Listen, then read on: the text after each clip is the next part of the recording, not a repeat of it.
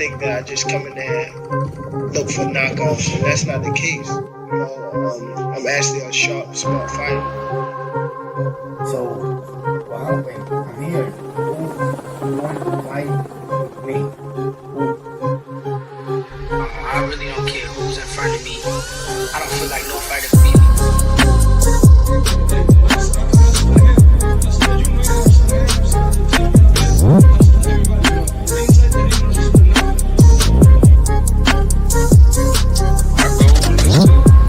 Demolish everybody, to be honest. Everybody that's in my way. The pinnacle to any weight division is to have all the belts, all of the titles.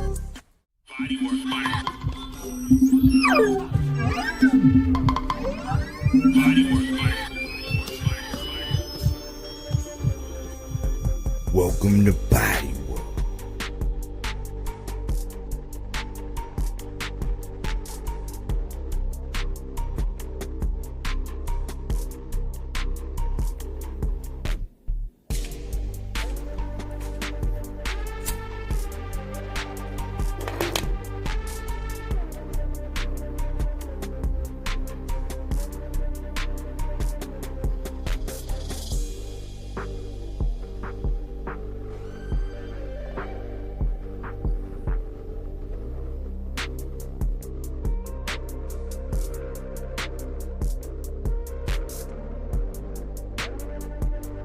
Welcome back.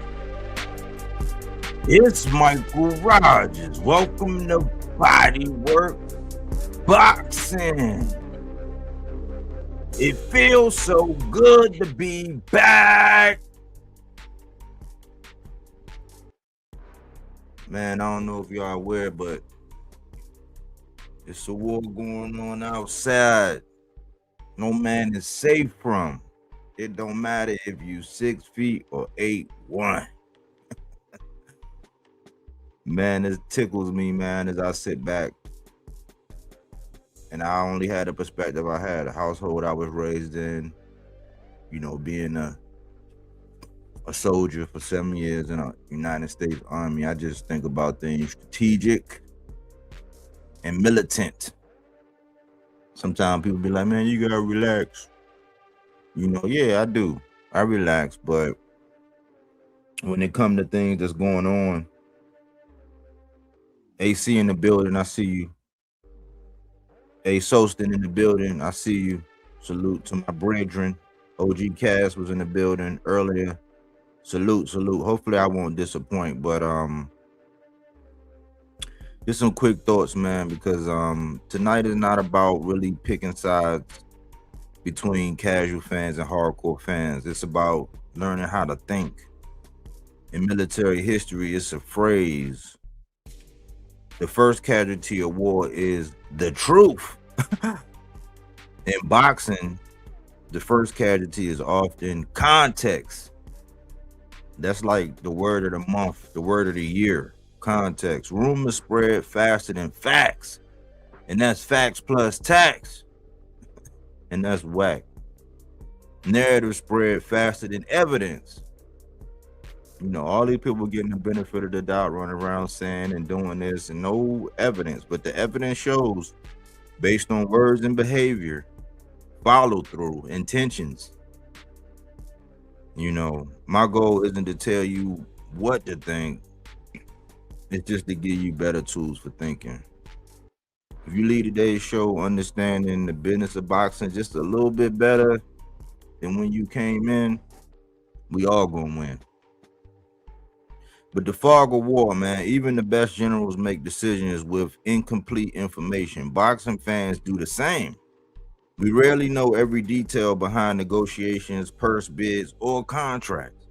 Don't confuse limited information with complete understanding. A lot of people tend to think that they got complete understanding. It's like, no, you're doing something that's perhaps a cousin to lying, which is omission. Pushing narratives. Infantry versus intelligence. Infantry reacts to what's directly in front of them. Intelligence studies logistics and strategy.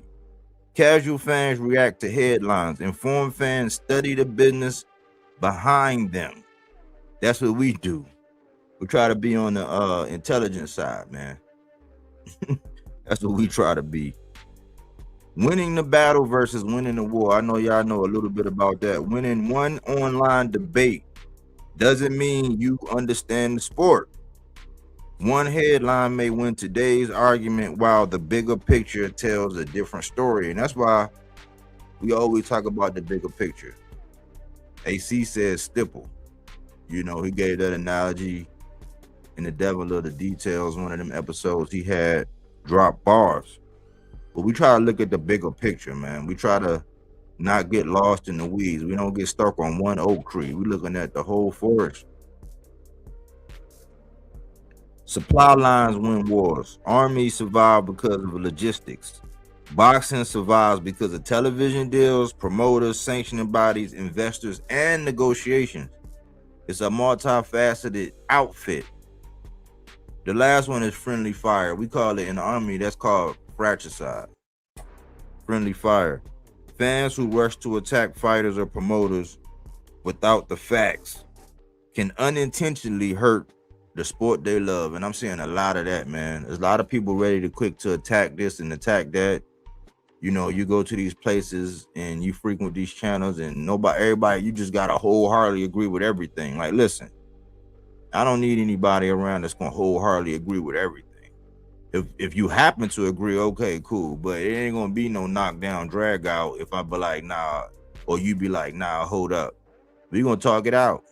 You're gonna have a debate. Maybe I'll learn something. Maybe I could be persuaded. I've been persuaded by haters before.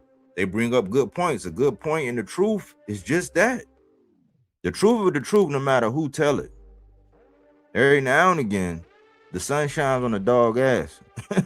I know y'all heard that before. So sometimes I go places, I hear things, and 80% of it is just ignorance. But they do say a couple good things that stick out. I'm like, okay, Eureka. Walk away with perspective. That's what you do. You should do over here. You know what I'm saying? That's really what you should do over here. And I guess the troll of the day, you know, we got these little trolls that come in and say, you know, insults or whatever right away. But OG Yoda is in the building. Crush, you know what I'm saying? Subscribe to Cass, subscribe to Crush. Those are my OGs, man. Pillars in the game, man. They are. Sometimes I don't even think they really know it, but they kind of preserving boxing conversations, man. If they hang it up, it's gonna be slim pickings out here, man. I'm trying to, you know, contribute the same way they do in their different ways. You know, we got a historian and we just got a real live dude, man, that's just gonna tell it like it is and Crush. You know, Kaz is the historian, so if you haven't subscribed to them guys, you would not be disappointed. Melazar, salute. Johnny, Allison, long time no see, man. I hope the baby boy doing good, man. I know you big papa now. I know you kind of busy, so, you know, it's just good to see you back in the building. Good to see you back in the building. But with no further ado, man, let me bring on the best co-host in Z-Boxing business. My man, Apple Scrapple. AC. How you feeling? D Free, salute. What's good? Salute to subscribe to D Free too, man. Everywhere he go, I see him in a lot of different places, and he be knowing this stuff, man. Very personable guy. Growing like a weed, Johnny. That's good, man. That's good, man. I know you proud papa, man. I know how them initial years are, man. They go by fast, so take plenty of pictures. But how you feeling, AC? Man, I'm feeling real good, man. Yesterday I had went to an event and stuff like that, and in this event, it was an invite to talk about the restaurant industry. Very rarely do I go to these things and stuff like that, but it's from a company that I have a lot of respect for and stuff like that. So I was like, yeah, I'll just attend. It's a invite. Did my little RSVP. Long story short, this dude shows up that I cooked on Facebook because he kept on trying to friend me in Facebook and on Indeed. You feel me? And this dude was saying he's a consultant, a restaurant consultant. So when I looked at his one of his videos, I was like, how are you talking to the owner to increase revenue of a restaurant? Like, that's not what the owner has. He can make suggestions, but that all falls on the chef. That's why you hired a chef. So when I said that in the comment, he was like, no, see, the reason why I show up at a lot of these events is because chefs have a way of messing up. And I said, well, that's the first decision that first bad decision that the owner made. He probably didn't look at the chef's resume, and he doesn't understand. Cheap chefs are not good. You feel what I'm saying? Good chefs are not cheap. You're putting that man in place to run your business, not to be a yes man to you, because you don't know what it's like to run a kitchen or run a business like that and build a brand. So you're trying to tell a person to build a brand, and they don't even understand the importance of their employees. So once I started to cook him on that level, he was like, look, just look at one of my programs, subscribe to my thing. And I'm like, bro, you trying to sell me something? I'm not interested in that. So I wind up seeing the dude there, and he was talking the same shit. So I had to get up there and heckle the dude like, yo, you don't know what you're talking about. There's a real chef in the room right now that doesn't give a fuck about you. You feel me? And when I said that, everybody gasped, and all of these cell phones popped out and stuff like that. And so the dude is like, well, instead of heckling, just come up here. And I said, yeah, now here's a face to the guy you were debating on Facebook. The guy you keep assisting on joining you on Indeed. So it gives you some sort of credibility because I am highly successful. I come in when the chef tends to be, when the owner is out of basically other ideas. And long story short, to end it real fast, is that I just smoked this dude. Like, bro, you're trying to sell people something. Everything you says leads to you selling them your program. You're not interested in helping them build their business. You want to sell them your program. Yes or no? And he wouldn't answer the question. And then when I finally got him to answer the question, I said, see how long it took this man to answer an honest question? That's integrity. That tells you what he really feels about your business. And to bring all of it full circle is what these content creators do. They're generally trying to sell you something. Whether it's boxing crack, political crack, whatever it is, these dudes are drug dealers. They're 1980, 1990 crack sellers. They don't give a shit about you. They just want to sell you something and make you think that they really understand you. So whenever you send them one of those cash apps and you do things like that to buy into their bullshit, and they're like, look, and then they play the little video of somebody dancing or whatever little thing that they do, it makes you feel good. It's like the little thing that goes do-do-do-do when you're winning a video game or something like that, and you level up. Oh yeah, now I'm at the master level. Yeah. And you dudes really think you're buying into something or running around, feeling like you got solid information. No, you just paid to be bullshitted. And you're gonna walk around spitting the same shit that you just paid for. And that's why when you go over to other channels, you get cooked. Like D-Free was cooking somebody earlier, and the nigga just couldn't understand what D-Free was saying. And then when he finally got it, what did this dude do? Move the goalposts to try to talk about another fight that was not relevant to the shit you brought up. So right. At the end of the day, bro, I just said like this. When I get frustrated or I look at certain things in the boxing world and I want to speak on it, half the time I'm speaking on it because I see those same things and I keep saying it over and over. A chef's life pretty much overlays how a boxer's life goes. We have to sell ourselves. We have to be, the legends. We got to look at how we're maneuvering in this industry to get to that level. Yeah, you got plenty of great chefs out there, but guess what? They don't make it to the Michelin star level. They don't make it to the 50 world's best level because they had no machine behind them. They didn't go to the fancy schmancy CIA or Le Cordon Bleu. You feel what I'm saying? And then got to, do an externship at some fancy restaurant in Europe, Paris, or maybe here in New York. Some of us had to do it from the mud. Like Body always talks about Hitchens.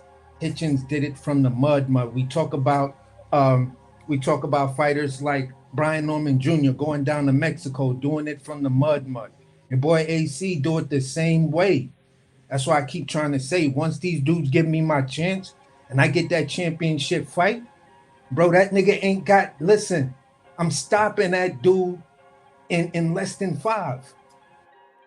I'm gonna look at him and say, oh, you in front of me? Okay, I'm just letting you know right now. You're gonna be stopped in the 5th round, 40 seconds in. I'm gonna be exact to the time. I'm gonna be on some Muhammad Ali shit because I know what I'm dealing with. I done studied you, bro. I know things you do that you don't even know you do. You don't got enough eyes on you to see the mistakes that I've already seen because I studied you. I live, sleep, dream, and you're just on my mind. Yes, you live rent-free in my head because that's how bad I want to beat your ass and prove to everybody I'm really him. So that's the mindset of a chef looking at the industry who loves boxing. So I hope moving forward, people can really, really understand that the meticulousness, the thing that Body was talking about, being meticulous for us is called situation awareness. For Body, it's called situation awareness. Coming from that military background, you have to know what's going on around you and be able to really decipher that and then put it in a plan. For a chef looks at it as logistics. The intel is our logistics. How does this thing work? If I'm good, I could see how it works just by looking at it, looking at your chef, and then talking to you. And that's where I land that plane, bro. Word. Good insight from a real chef. I'm a chef in my household. But salute to Big Dre. He said bar rescue with a question mark. And he also co-signed that you said D-Free be cooking on a regular. But salute, man. Appreciate everybody in the building, man. I'm gonna get through this housekeeping. Try not to spend a lot of time on the housekeeping because the meat and potatoes is really the meat and potatoes on this one. And there's some things in here I want to go through so that I could hopefully steer the conversation or give you something to go to, these boxing conversations with that's gonna help. It's I don't know. I spend a lot of my time listening and just shaking my head, man. It's like my input. For one, I'm not gonna go. My presence is really not desired, and then my input, it really don't make a difference when I go places because everybody just stuck on what they want to be stuck on. So, you gotta know how to maneuver, man. And sometimes, man, even though silence is consent, you gotta say something. But sometimes, man, it fall on deaf ears. So. Gotta know how to preserve yourself as well. So let me get to this housekeeping. Number one, this Virgil Ortiz slander is getting out of control, man. Granted, this last round of negotiations didn't go his way. A lot of the times, I always preface what I say about certain boxers in certain situations by the fact that you have to consider the promoter that they have. If you look at the history, Oscar and every one of his guys, you look at the fallout he had with Canelo. Who was right, who was wrong? You look at Ryan kicking up against the pricks with Oscar. Who was right, who was wrong? I mean, Ryan wound up getting the Tank fight. He wound up pushing forward. Ryan was dead set on this Conor Ben fight. Oscar really didn't want to do it, and maybe that was the little war that he had with, Dane and them guys, promotional like Zuffa and all that. But like things shaped up, we got one big side of the street, and then we got an island going on, and that's part of the war, right? Some of these guys are compromised because they getting paid from both sides. and they're one and the same. I keep telling everybody that Zuffa is nothing but a feeder system for the bigger picture, which is the ring and all that. And who knows? Everybody's speculating that the money running out and all this and all that. But I had to remind people, man, look, Virgil may have messed up on this last round of negotiation, right? We was hearing that there was some crazy demands for what he was asking Boots to do. Boots, being the soldier he is, gonna take short bread, cut his beard, all kind of crazy stuff. That was the last round of negotiation, right? Virgil and his team messed up. I think what people fail to realize is that I think Virgil's manager was being a little bit greedy and trying to do something, go behind Oscar's back, and you can't do that. You know, you're gonna find yourself on the shelf. Oscar has shelved plenty of people. You know, I don't want to go down and pull out my little card in my back pocket that I hate using, but there were a lot of individuals who look like myself who didn't get the time of day over there. Charles Conway, Blair Flair, Speedy Rashidi. He had plenty of talent. Like now we're looking at what Schofield doing. We don't know what he's doing. Some of these things, and he's handling Schofield with kid gloves. They say he can do anything and fight anybody. He'll knock everybody out, 5 styles of boxing and all that. But guess who his promoter is? Oscar. That's a package deal. It's the same thing that sometimes people misconstrue the criticism I have for Boots in his situation with me just criticizing Boots. It's not. It's because he's under Eddie. So if we're going to be forthright, man, we got to stop the OC slander on Virgil. Yeah, it sounded crazy.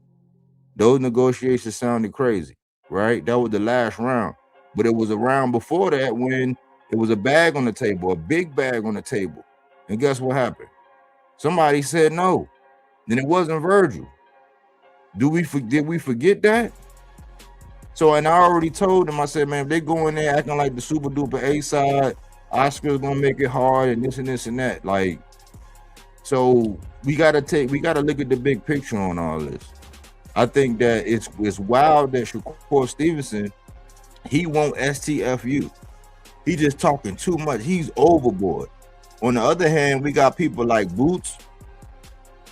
We got people like Atheist Ghostbuster Salute. We got people like Boots coming out, right? He's coming out of his shell. He's being more vocal, and that's what we always wanted. Well, guess who else is coming out of their shell? Virgil. A lot of people was wanting to hear from Virgil and wanting him to talk more, and now that he's talking, he's getting all of this crazy criticism. And guess what people are saying? People are saying the same thing that we were saying, AC, before. And I told y'all that hindsight is always going to be 2020 because in this situation, when it was full steam ahead and they were looking at Virgil, I know me personally, I was doing content saying, well, why is he aggressively pursuing Virgil? What has he done? Like, he hasn't done nothing. Like, why is that the big consensus? Go get Bakram. That's when Bakram had a title. Go after Fundora. Go out. Oh no, y'all, people thought I was hating, but guess what? Hindsight of 2020, because I'm hearing these same arguments today. I'm hearing people like tooth and nail, like arguing and just shitting all over Virgil, saying the same thing. And I'm like, what changed? Nothing changed. What changed was Boots went and got 2 belts. But what changed on Virgil's end? Nothing. He didn't go get a strap. He didn't lose a strap. He didn't do nothing. Like, what happened? He got into an argument, had a little fiasco with Oscar and them. They patched it up. Guess what that's going to be? A legacy fight on Boots' resume. I never shitted on the fight. I was just saying, listen, I would rather you fight Bakram, but guess what? Josh Kelly stole that thunder. I would rather you fight Fundora. Now we got this side of the street situated, right? And now Fundora saying, hey, look, man, it's easy to make because we got all these sides. Like, we got to pick and choose our battles. It ain't going to help just shitting on Virgil all day, every day. Saying what he won't do and what he will do and how he's scared and all this. But Virgil ain't scared of nobody. He was going to fight him when the big bag was there. And Boots was like, nah, I need 2 tune-ups. And then he went in Fort Lima. So, I mean, if you're going to have a conversation about it, let's be balanced. And this is the other thing we're in hindsight. We were always saying, even we was going to another channel, the channel where I met AC at, we was over there on another channel. We used to cook on this all the time. We was just saying, man, look, man, Boots need to move up. Guess what they were saying? And when we were saying he need to move up, guess what they were saying? Russian Boots. That's why I came up with the nickname Russian Boots. Who Russian Boots? The man said he wanted to be undisputed in all these different weight classes, but it looked like it wasn't going to happen. And it was looking like he was getting ready to get passed over. So we were saying push up. They was saying we was hating. Now everybody want to rush Boots. But guess what happened? He said he wanted to get undisputed. He wound up smacking Stallionis, right? Unified. And then he just jumped up arbitrarily. Virgil and had already had plans at the time. They thought, like everybody else thought, that Boots was going to stay down at 47 and go undisputed. Mind you, the offer, that big bag that Turkey had sent, that offer was turned down. So that second time around, yeah, they probably showed their ass. Partly it was partly his manager, partly Oscar De La Hoya. But I think we got to be responsible when we talk about these things, because we're not going to, the result of a fight, just like the result of what Boots did to Xander, that don't wipe out the history. There was already an offer. This is the third time. If they are in talks right now, this is the third time at the table. The first time Boots said no. The second time Virgil and whether it was Rick, Oscar, whoever it was, they didn't have their shit together. They had some crazy demands. Let's just let it go. Why? Because we're going to slander this man into where it's like, when they finally do fight, ain't going to be no equity in that fight. I'm like, shit, right now, in the way it's looking, if Fundora getting ready to get a tune-up, right? Josh Kelly getting ready to get this other guy. Why not have Boots fight Virgil right now and then go right into the Fundora? Like, if it's not going to get in way with the Fundora being next, which is my aim, I want Fundora next. If it's not going to be that, then, I mean, who are they going to fight? Virgil going to have to get active. He's saying he don't need a tune-up, but, like, we got to relax, man. And if we're going to be responsible about the conversation, man, let's not forget, this is the third go-around. Not to mention all that stuff where Virgil has said he got cooked already when he was at 47, talking about he needed 48 months or some crazy shit. He been cooked. That's like this Errol Spence telling his truth thing all over again. Well, we going to cook him again after 4 years? Like what? It's been that time. He's done that time. Get over it. Do we want fights or not? Do we want fighters to get legacy or what? What do we really want? So we gotta pick and choose our battles, man. Like, relax on Virgil, man. I think that, yeah, they fucked up that last round in negotiations, but they back. They gotta understand it. They understand that we not the A side like in this no more. We done let that ship done sail. Yes, we know we ain't got no champion. We ain't never been no champion. He's 2-time unified. We got to sit down and take whatever they give us. And I think they're going to go ahead and come on in, but let's not paint the market to where we don't really still want to see that fight. Originally, I was saying, man, I know that style is tailor-made, but like, it's the best fight that can happen legacy-wise and money-wise, the biggest fights, right? And then it's the next available opponent. Where Fundora is busy and Josh Kelly is busy, why are we pissing on the fight with Virgil right now? It would make perfect sense. Let's get it in the way, right? Let Boots smack around Virgil, let Virgil upset the apple cart, and then we move right into the Fundora. That needs, in my opinion, humble opinion, that makes a more sensible conversation. But all this extra shit people saying about Virgil is just like Boots. Gym rat, keep his nose clean, stay out. It ain't really nothing to like about Virgil. But all this extra shit I'm hearing about him, it's kind of weird. And don't become the fan base that, remember I said, don't become the fan base that you despise, because what y'all getting ready to do is y'all getting ready to create a diva. And I remember going through some of these arguments with other fans supporting certain fighters, and this one fan base is turning into a fan base of a guy who just retired. Don't do that.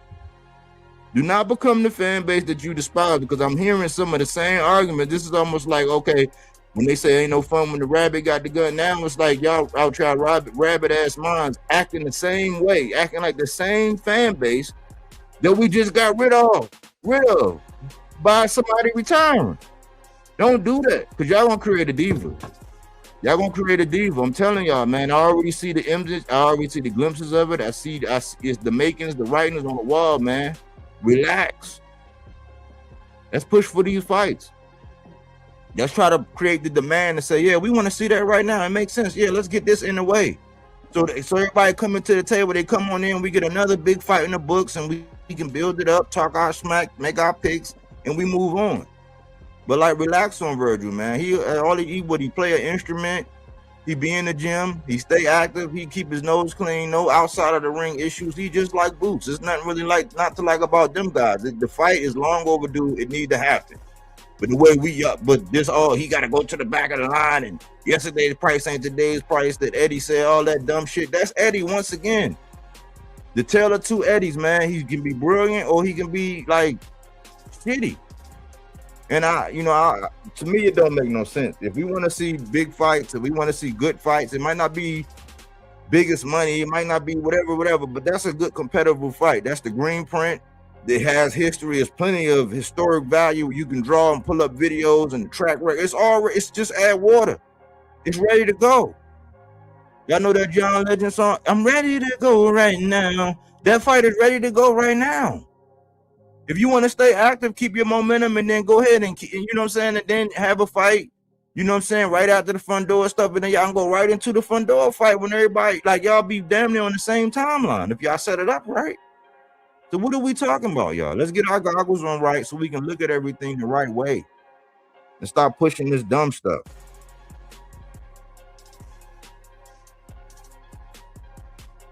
Right. Big Dre, you know what I'm saying? Right, Big Dre, you right. That's the first one. The second one, Eddie hints at Bivol and Beterbiev 3. Right? Me, I don't want to see it. I wouldn't mind seeing it, but I really don't want to see it. I just want them to book in this. I'm tired of that being there like get out of jail free card. It's a reason for them to drop belts, to not fight David, to not like to ruin the equity in the fight. I would hope they just go ahead and get it on. You know, I want them to go ahead and just like, let's just settle up this trilogy. It's just like that, like when Canelo had Triple G. Remember when I was saying that the whole video, I said, man, Triple G was like Canelo's side chick that he could hit whenever he want. He did it twice, and then what he do? He just arbitrarily decided, yeah, I'm gonna go ahead and fight. I'm gonna call out the trilogy with Triple 3. If we want to see it, it's like, let's bookend it with the third one. Okay, you know, you get your, but we didn't really want to see that shit. That was just his side chick he could hit whenever he want. And that's what's happening with his Bivol and Beterbiev stuff. Beterbiev probably gonna get that fight if he win. He probably gonna ride off in the sunset. I don't got him fighting none of the young hungry lions. Bivol, he still got something on the table because he just had the back surgery, he's looking good or whatever. It's familiarity with Beterbiev. It does make sense to have the third one, but it's not something I'm jumping for joy for. If they are going to do it, let's go ahead and get a date and get that fight on so we can talk our shit, make our picks, you know what I'm saying, and have our little conversations about that and get that out the way. It needs to not be a barrier anymore as to why we can't link up either one of these guys with other smoke, because I've been waiting to see Bivol and David. That's the fight I've been wanting. Benny, I don't bet against him, but Bivol is my guy. You know what I'm saying? That's my guy. So I've been wanting to see that fight because I don't know what's going to happen. I don't know if the acumen and whatever, but that's the fight I really want from Bivol. But let's put some energy out there that, okay, if they're going to do this third one, okay, let's get it on. Sign it up. Come on in, y'all. Like, get the particulars out the way. It don't need to be negotiated in the media. And let's just get that fight and move on so we can book in this shit and let Bivol get somebody else like David. You know what I'm saying? And that's a fight I really want to see. I've been salivating for that fight for shit almost 2 years now. So that's my thoughts on that. But that's what Eddie's saying. He's saying that WBO, he's not going to face Callum Smith. Callum Smith will probably face Buatsi. That fight is probably good. I like the Callum Smith and Buatsi. You know, I can appreciate that fight, you know, but he's probably going to drop the WBO. So let's not let that come as no surprise. And, you know, and have all this dumbass stuff. Oh, look at him. He ducking Callum Smith. Like, come on, man. All that dumbass shit. No, he's going to book in the 3. Right? Hopefully they can get that on the books. We can get that by the end of the year or you know what I'm saying, or the beginning of the next year. However they're going to do it. We in July. We heading into the latter part of July. You know what I'm saying? We in the third, the last third of July, going into August. So 5 months left. So hopefully we can get something and they can book in that, and that story, that tale, whatever they're going to do, that can be over and done with. You know, but that's what Eddie was saying, and Eddie would know. The last one. I blame Eddie for the fiasco. He started by lowballing unification, about offering championships, fighters. Yeah, I say that all the time. I'm like, man, Eddie do that, man. That's why I said it, man. It'll seem like you shitting on his fighter, but Eddie, man, he done learned some ways, but he's he's so charismatic in the media, and he can sell salt to a snail. You know, I mean, you know, promoting you and making you sound like you just like the best thing since sliced bread. When you're under his wing, he'll do that. When you're not, you know, like the way he doing Devin and Shakur, not so much. When they was under his wing, they was the best things ever. You know what I'm saying? I think he really believed it when it come to Boots, because Boots is different than them guys. I think he believed it, but like Eddie, man, is the tale of two Eddies. Don't get me started on him. But that was according to Eddie, you know, that's what he's saying. The last one. Demetrius Boo Boo Andre is coming back. He faced tragedy in his life. He is 38 years old, but he's fighting on Friday night, y'all. So I think he's 32-1. Remember, he only lost one fight. You know, he made that grave mistake, and that was the example that I always give when I actually talk about Eddie. It's like, no, I like some of the guys that's up under Eddie. I liked a lot of the guys because Eddie was a master at procuring American talent, taking them over there and then building up his guys off of them and not getting them in the big fights. He's doing all right with Boots now, you know what I'm saying, because Boots just landed that Xander fight, and that was a pretty big fight. But like the track record, it's not that great with Eddie in these big fights. Yeah, he get his guys big fights, a la Conor Ben and Eubanks in that circus show with the you know, Eubanks, you know, damn near being a ghost getting in the ring with him or whatever. He's good at that. This Katie Taylor shit, yeah. He's good at getting his guys those big blockbuster fights. With our guys, the guys that he plucked from America, not so much. He's doing okay now. He just now turned the corner with Boots. Let's just hope that he continued to do that. But Boo Boo was the example that we gave. And that was the example I always use. I'm like, Boo Boo went over there to Matchroom. He went over there to Matchroom for Triple G and Canelo. And guess what? He didn't get none of them fights, but they fought 3 times. Eureka. And all he got was a European bum bashing tour before he had to come back to PBC and go through the ring, and he ran into David Benavidez. That's his only loss. I'm glad he's able to get some bread on the table, feed his family, bounce back from the tragedy, get his mind back, and, you know, something that he's been doing for a very long time. Very skilled boxer. You know, perhaps if we would have saw the Demetrius Boo Boo Andre before we seen Bud, because he can duplicate a lot of things that Bud was able to do, maybe he would have put another smudge on Canelo's record if he would have gotten him. Because remember, he would run up on him saying, "Fight me." And then remember, Canelo, they made memes and what you call them, that you want payday, and I know that, and all that stuff, and, you know, horrible fighter and all this dumb shit Canelo was getting away with saying. But Boo Boo and Big Charlo was on his ass early on, you know what I'm saying, and Canelo found a way not to fight them guys. He ultimately fought Little Charlo, who jumped up from 54 to 68 and didn't fight the right way. That's my guy, but I'm calling it straight down Z middle.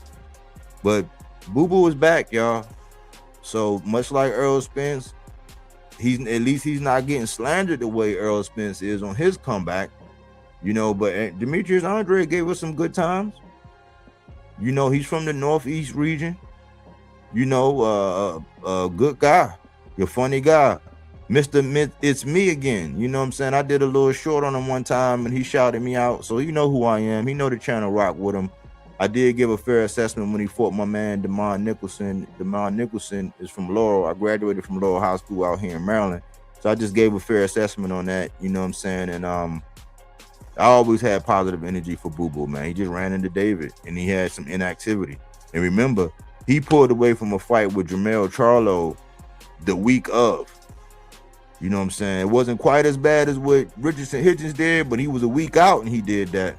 So that kind of got him in the doghouse, and a lot of people was complaining like why he had to go through the ringer. He had to go through the ringer because you got to pay the piper. You know what I'm saying? When you sow seeds, then those seeds are going to reap a harvest, and his harvest probably was, okay, now you coming back. Okay, well, we ain't gonna like touch you. You know, you made us lose. You know, you made us lose out on some things early on. We're gonna give you an opportunity. That opportunity happened to be David, and he started off okay, but David is David. Benny is Benny, as AC call him. You know what I'm saying? The Mexican monster, the way Tyson said. That's the housekeeping, y'all.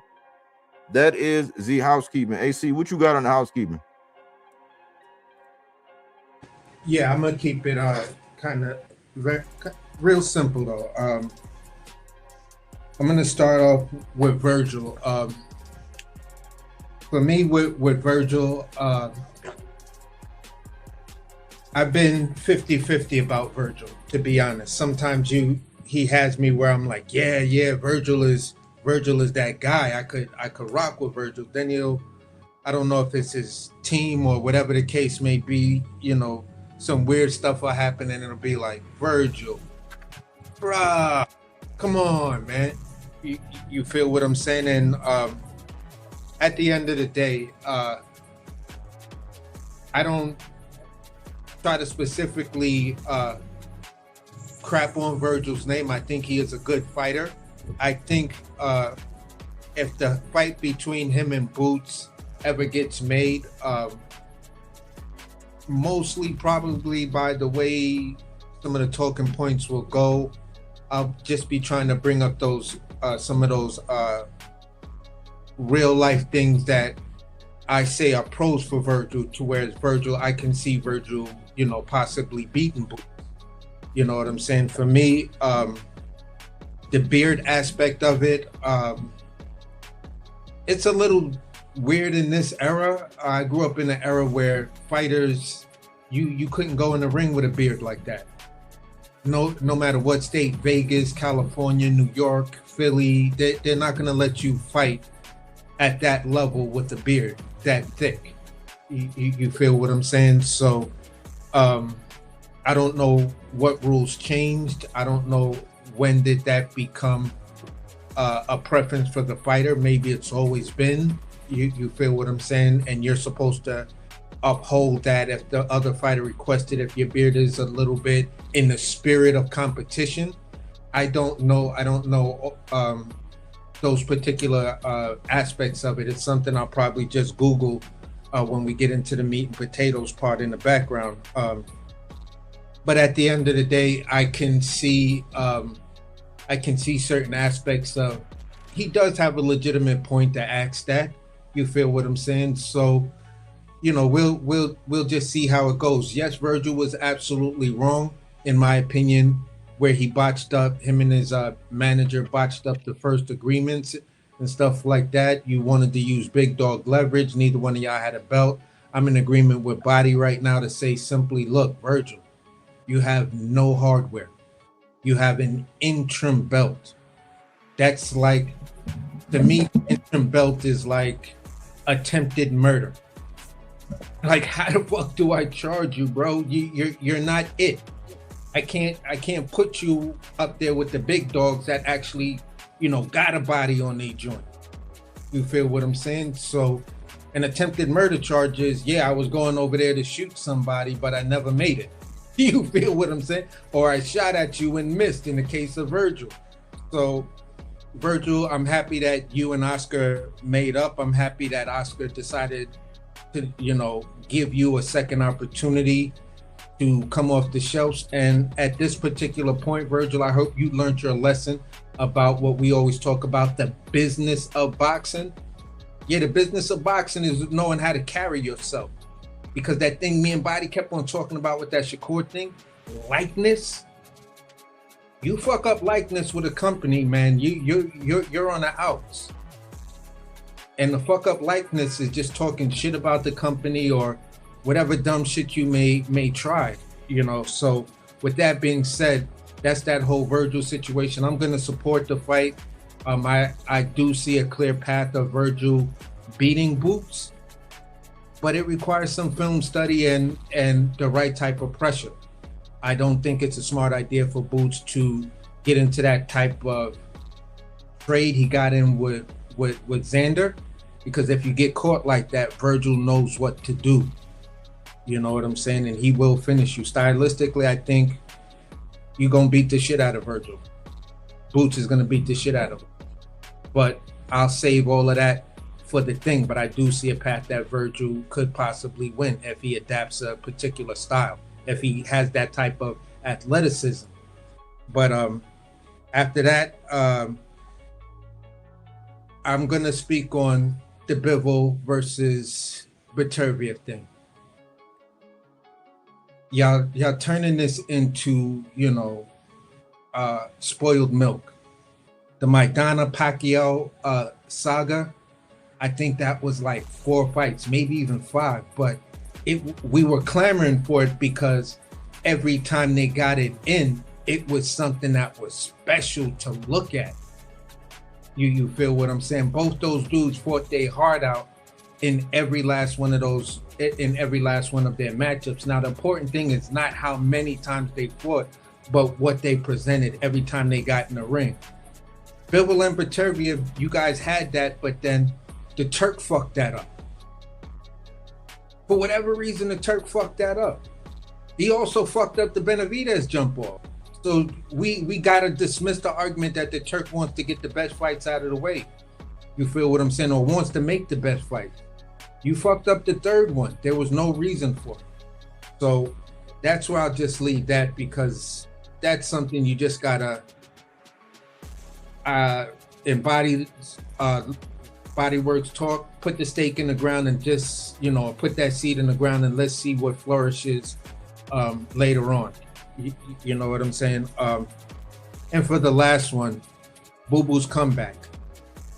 That's another fighter that I want to see come back. He's charismatic. He brings a lot of funny energy to the game and stuff like that. He's a character. He's the type of character you want to see in the ring. He brings something special when there's a Boo Boo fight. Regardless of how people may feel about him, was I ever a big fan of Boo Boo Andre? No. I felt you have talent, and I wanted to see you and the Charlo get it on, but you walked away from that, and then that was like, oh, bro, why would you walk away from that one? Out of everything that was there, why would you walk away from that one? And then there was the Jennebeck situation. Regardless, I don't give a shit about the money, bro. You beat Jennebeck. That's the more important thing. So, yeah, there was some things in his career that was like, you know what I'm saying? But I'm happy to see the dude back, because even though I may not be one of his biggest fans, I do appreciate what he brings to the sport, how he sells fights, how he talks about things, and those are the type of things that I really like. And if I'm correct, you tell me, didn't he get it in with Billy Joe Saunders? No. Billy Joe popped hot. Yeah, they were supposed to get it in. Yeah. They were supposed to. Yeah, they got up close and Billy Joe popped hot. Yeah. And at the end of the day, that's another missed opportunity, as far as legacy and really building that name. Whereas he could have had momentum in, even though he was B-side to some fighters, A-side to other fighters, he still was in a good position to, whereas the fights that he was looking for, if he would have got the right type of leverage, he would have easily made those fights. You feel what I'm saying? Chasing Canelo, I think, was a big mistake, but you live and you learn. And that's where I'll land that plane.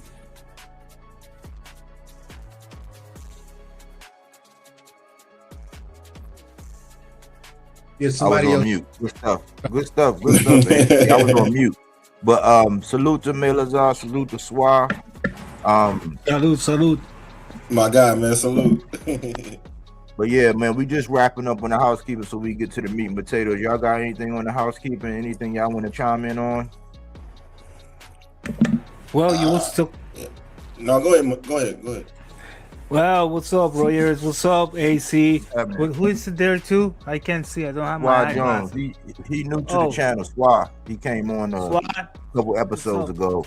Oh, what's happening? Salute, my brother. Yeah, you guys was talking, with the infamous Oscar, his promotion, how people go. Yo, he got Oscar El Popito Collazo, right? In 105, he's unified, and he cannot find him fights, of course, in the state with the Mexican, because they don't have a lot of boxers. And we all know the money makers are in Japan, Philippines. Why you don't got this guy fighting over there and making money over there? Oh, because he cannot just get out of freaking California, Arizona.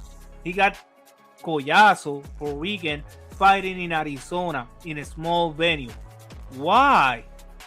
Like his his crowd, his people is in the East Coast, like, and the money's in Japan.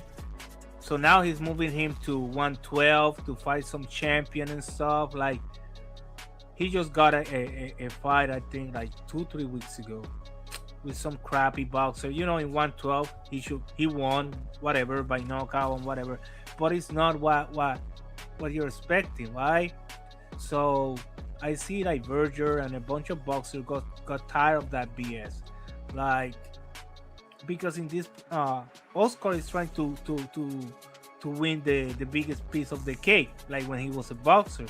And these boxers, he's not getting him good fights, so they don't catch in.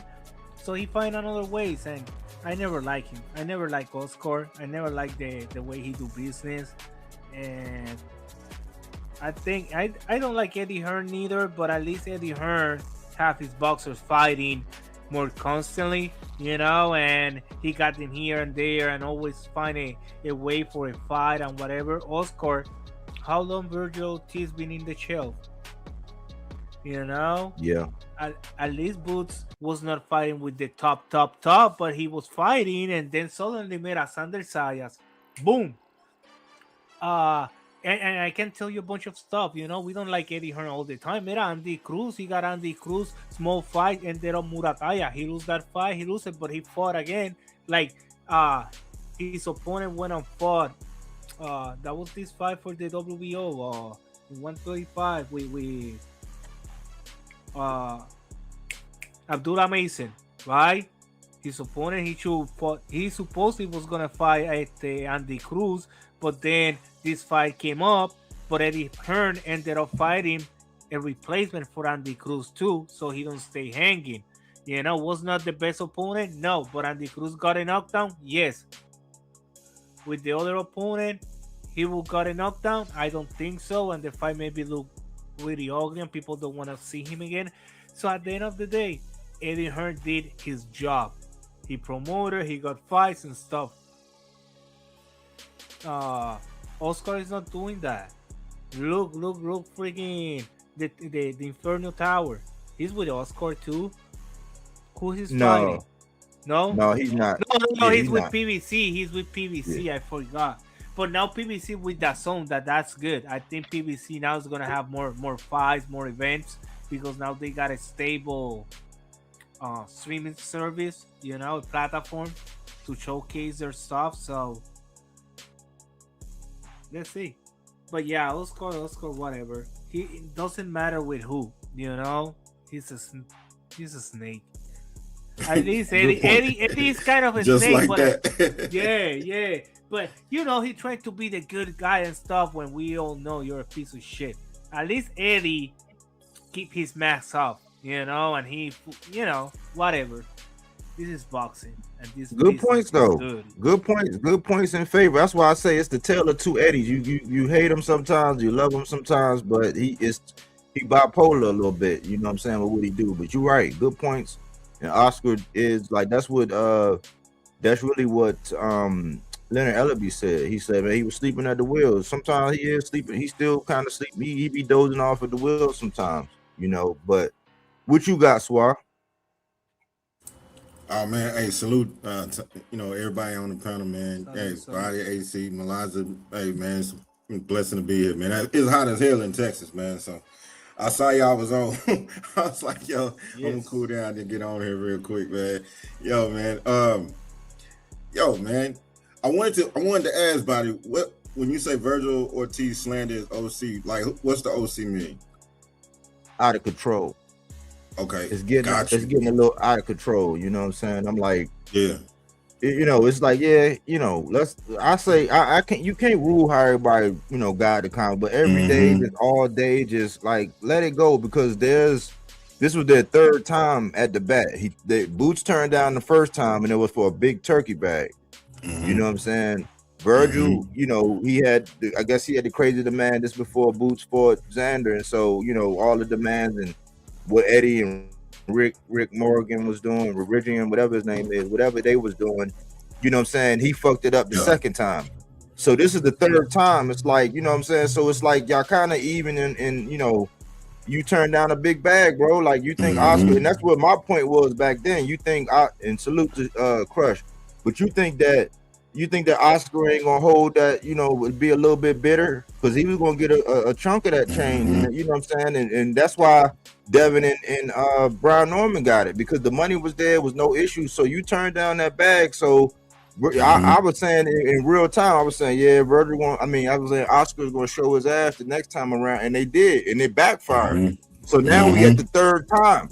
So it's like, is y'all gonna fight? Is this drama show gonna continue? But just let the slander go, because Virgil is still a good guy at the end of the day. He might not have got, you know what I'm saying? He definitely need his shot at a championship, you know what I'm saying? But like at the same time, it's like, if we want Boots to have some legacy, man, let's find ways to encourage the fight if it makes sense, and it's not going to interrupt the Fundora and the legacy shit. The belt, it's not going to interrupt, then you know what I'm saying? It makes sense to me. That was my point. No, for sure. No, for sure. I mean, just from what I know about it, and then us just having this conversation right now, like, I think that's the biggest thing going on with Virgil. Like, he should have a belt right by now. And the thing is now when things is cooking and they're getting serious. See, I ain't gonna lie, I'm a Virgil fan. He writing Grandparent. I'm in the DFW, so everybody, we knew Virgil. You know what I'm saying? But the thing is like, once you got momentum, you got to keep it going. Any hiccup is bad, especially when it comes to bread, promoters, and all this stuff, and how boxing changed. I'm with you. I think the biggest thing, I think that people bashing him, of course, even, how people are, man. Some people got legitimate criticism, and some people just criticizing because everybody criticized. You already know how that goes. So what's happening, I think Virgil's getting a mix of all of that. But I think that Virgil, that management thing he did with Oscar really screwed him. And the reason why it broke trust, whatever the camp was doing or whatever, how close you were to getting that belt. So in the midst of that, what's crazy, in the midst of that, he was still going through the negotiations and trying to make fights and shit. That's hard to do when you're a promoter. You going at it with your promoter. And I think that all of that, from the first fight where that didn't happen, the second fight, that didn't happen. I think now people just tired of the bullshit when it comes to just what's surrounding Virgil Ortiz. You know what I'm saying? Everybody kind of looking at Virgil like, hey, man, you and Oscar, get it right, man. Get back together, buddy up, see what you're going to do, see what plan, like map out the plan. That's the thing. Like, if Virgil, like, say, for instance, Eddie and them going to make sure he take whatever Eddie give him if they want that fight, because Eddie is all about himself, just like he is. If he got leverage, he gonna fight for it. But if he ain't got no leverage, he'll ghost you. So I think that now that he has the leverage with Boots just coming out of a big performance, Ortiz is still a threat to beat Boots. I think even Eddie know that, but he like, I'm gonna break y'all in order to fight. And see, at this point, Victor ain't got no choice. You ain't got no belt. Right. We already got bad blood with negotiations. So I ain't gonna lie, it's gotta be Oscar and Victor come together on agreement, like, we gotta thug it through this shit if we want it, because we messed it up. Or we just had a bad place right now as far as if we want to negotiate with them. They winning right now. Yeah, the tables turn. Yeah, it's right. So Virgil is in a compromised position. The tables turn. So he gotta come on in or move on. So you know what I'm saying? That's really how it should be. But I'm not at the thing where I'm just gonna sit around all day and keep just slandering the dude. It's like, okay, for sure. You know what I'm saying? Shit happens. Like, this the third go around. What we gonna do about it? We gonna sit around and just, social media war to death, or we gonna get a fight? You know what I'm saying? But that's how I know who really was in tune with how the build up is to now, because you so exhausted from the last couple of things. You really don't say nothing about it except get it done. You know what I mean? Like, if you on the internet bashing them like that, you must just now catching on, man. We've been going through this shit with Virgil and Boots. This like three. You know what I'm saying? This is like 3 years, almost 2-3 years in the making, and it still ain't working. So yeah, because Virgil went through this with Stanyana. It was like 3, and at the time, a lot of people just criticize. I was checking for. Man. Yeah, they just criticize. But I mean, I get you. I think it's out of control. I think it's a little. I think it's a little it's definitely overdue when you know it's been shaky anyway. Like, wait till things start piecing together, then we can get serious about it. But until those things tie in, we ain't getting that. Not right now. But I wanted to say something with Boo Boo. Boo Boo was the one on the housekeeping list that I wanted to touch on. I think Boo Boo is like the tortoise in the hare, but I think he was the hare, and whatever tortoise caught up with him just out and gave, you know, because he shot out and he had this vibe and he had this not even clout. People knew he could fight. He had the look. They was like, yeah, he gonna be something special. And he was just, you know, from a different side. I think Caribbean or something like that. He got some kind of Cape Verde. accent. Cape Verde. Yeah. And shouts out to him.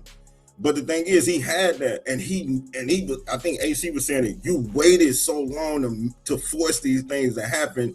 Your own like hype passed you by. Because by the time you was waking up and realized it was hard to get these fights and things was happening, misfortunate, and realize that life come at you like it come at you and you ain't got no reset button, you better take it while you can get it because it might not be there tomorrow. Like Boo Boo's, and on top of that, people didn't want to fight him. Boo Boo, he should have inserted himself instead of staying quiet, cool, you know, nonchalant about everything. You should have inserted yourself and just took your own kind of vibe and took it towards the managers and promoters. He sat back too much, and by the time you woke up, you had David Benavidez. Yeah. You know what I'm saying? By the time you woke up and seen what was happening to you, you know, like when Mannnn said, "Oh, now you getting scared." You know what I'm saying? Like, oh, now you scared. Now you want to, okay. Then the next thing you got is David Benavidez.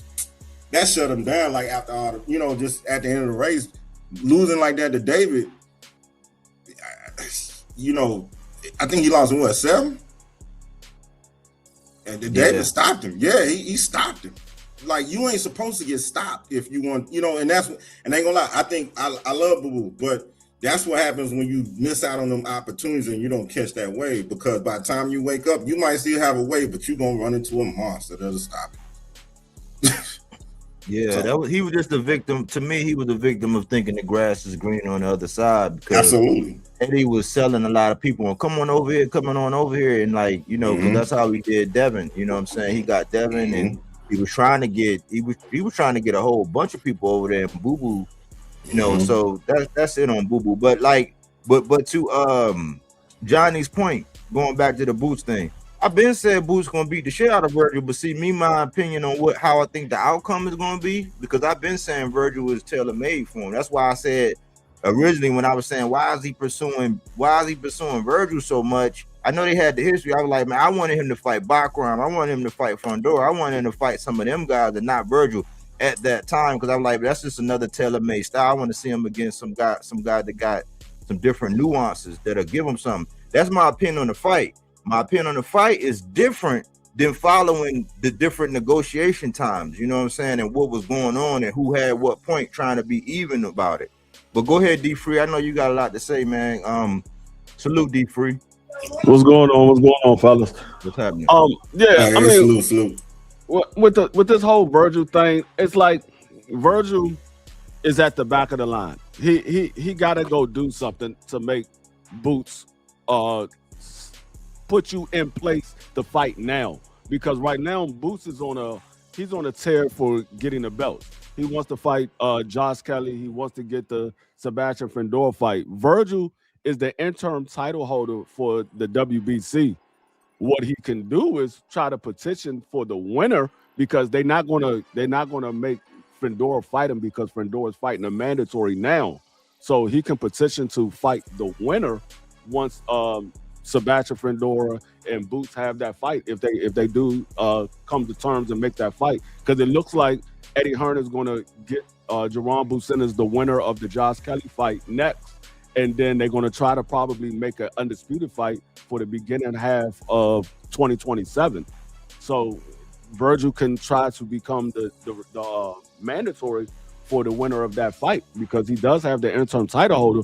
But a lot of this is Virgil's doing, because you agreed to have that fight with Jerome Busin. Jerome Busin took the smaller deal. He took the B side in the negotiations, and y'all agreed on a number. And then when it was time to make the fight happen, you decided you wanted to make the number much bigger.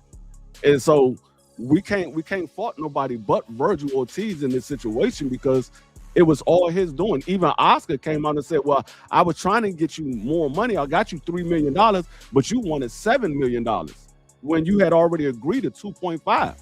He got you the $3 million.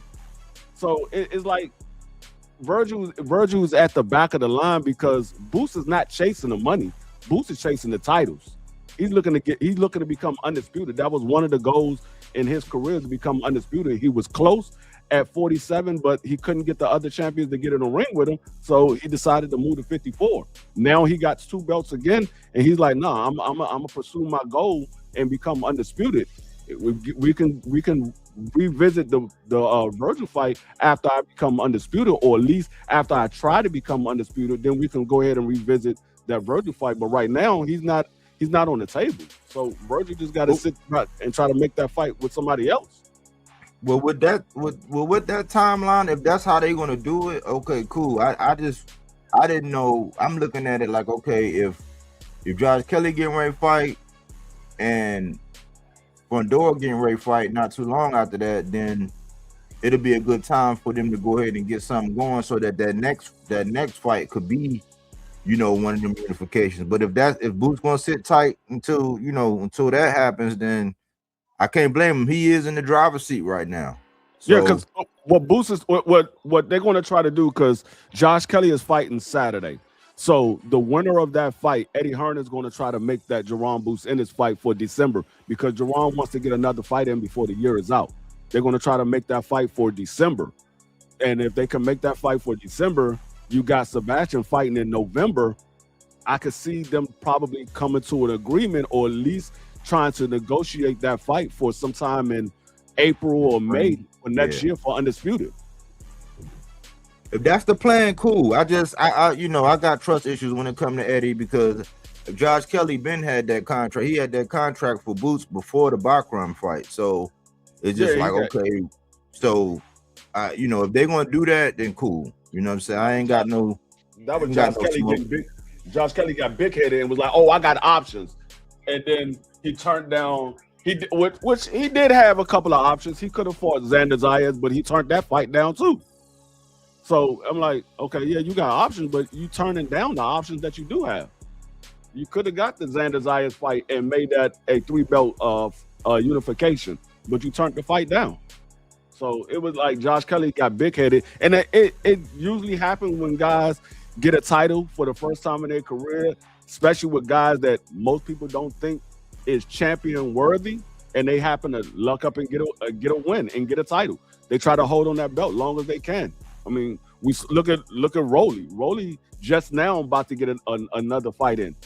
He held on that belt after he beat Ryan Garcia, and there was talks of him and Devin Haney, but that was almost a year later after you fought Ryan Garcia. So a lot of times when you get these guys that get the belts that they shouldn't have the belt, they try to hold on to it as long as they possibly can. Yeah, you got before we go into the main thing, you got anything else on anything up here? Like as far as the Bivol Beterbiev or Boo Boo's comeback? Bivol, I think he's trying to age out Beterbiev. He avoided David Benavidez. I don't have a lot of faith in Bivol right now. But as far as Bubu Andrade, I mean, it's a decent fight for Bubu Andrade. He trying to get back active. I don't think he's gonna make a run for another title or anything like that. He's 38 years old. This is the tail end of his career. I think he just wanna go out with a win. I don't think he wanna go out being sitting in the corner and quitting.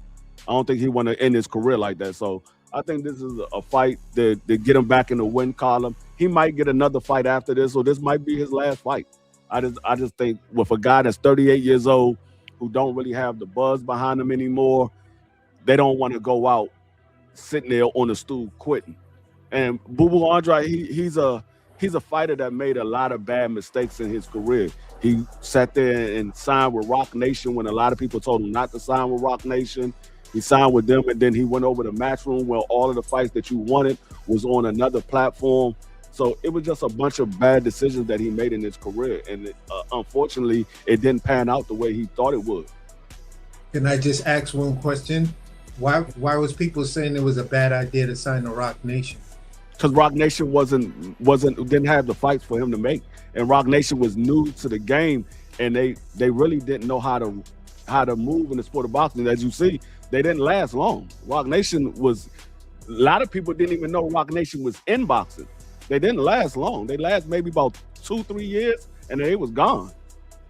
Well, they did big up Andre Ward and Clarissa Shields.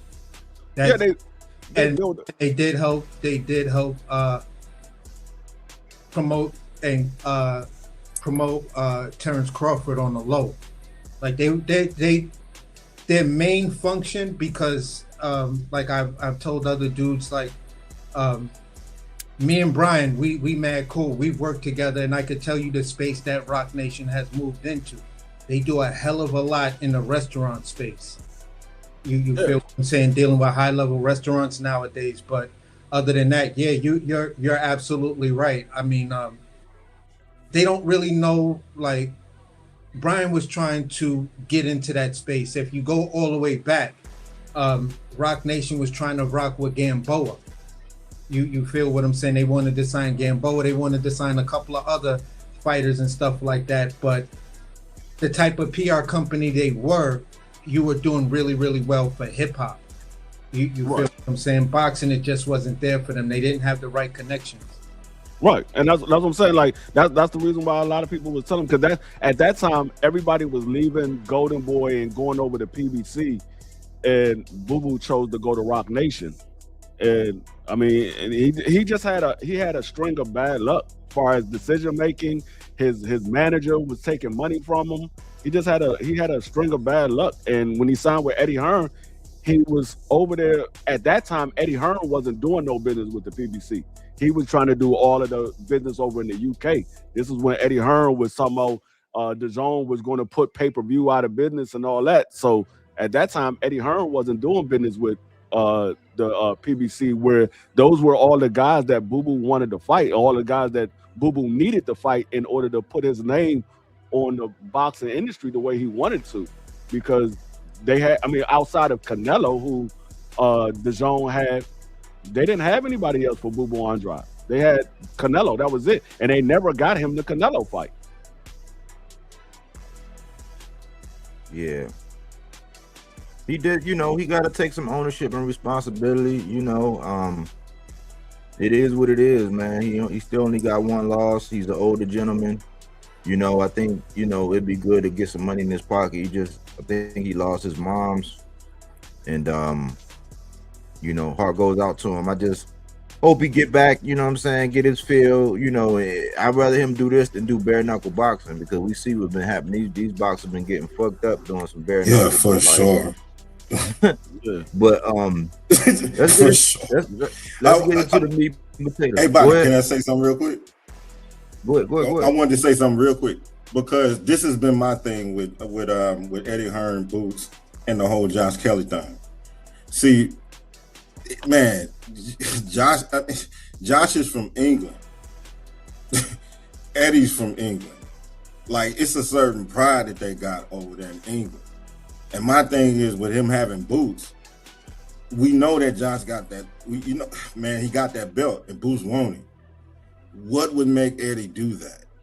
And that's what I'm curious to find out with that situation. So I didn't want to drag it on, but that's my thing with that situation. See, we think along the same lines. See, I'm thinking he gonna try to do that Caleb Plant shit and be the last man standing, because he got the leverage. And it's like Pac-Man. You got to go get that pellet and all them pellets up in that corner over there. And he gonna, I don't know, man. I got trust issues when it comes to Eddie, man. Yeah. But me in that way, like, I really don't care capturing the 4 titles of not. You already unified. I believe in making money and getting the best opponents that are more keys for him right now. Bringing more crowd. Like that Virgil Ortiz is freaking fire. Is who else is over there in 150? I forgot the names. But Josh Kelly right now, like Josh Kelly to sell that fight here in the States, yes, you can sell, but it's not like a marquee fight, like gonna bring that crowd. If you build right now like boots with couple good names, good names, no, real good names. But Then you this can the sell thing. him as the main event, and But then this you the can thing. get Fundora. Fundora is bigger name than Kelly. It is, but this the thing though, Melazar. This is what I'm looking at. They got that stadium of light that hold 47,000, Yep. Where? and that's their leverage Where? over In there. England? Over there, yeah. Bro, $50 a seat. Hell yeah, man. What? Yeah. UK? But no, I'm saying Hey. as far as how it goes, because this is they- Caleb Plant, and when Canelo went on his undisputed run, and Caleb was the last man standing, you know what I'm saying? He knew. Okay, I got this strap, and this is what he want to do, and I can't put it past but Eddie that's that he's not gonna Canelo. try to leverage Kelly like that. You know what I'm saying? You're talking about Josh Kelly. Like Josh Kelly don't bring 2,000 freaking British and fill up a Josh Yes, he Kelly. Bro, if they announce Against Boots, yes, if he they will. announce Yes, that he Boots will. gonna go to Stadium of Light, even though he don't have to, but I'm just saying, man, I don't know. Maybe y'all trust Eddie more than me, but I don't know, man. Because I if don't he trust I had don't him, trust Ellie. But no, and Boots don't need to get out of the United States for what? Hell no. He gonna have to. Here's where He the gonna money have at. to. Look, No, what I He think gonna I have think to. I think He gonna Eddie have to. realized For what?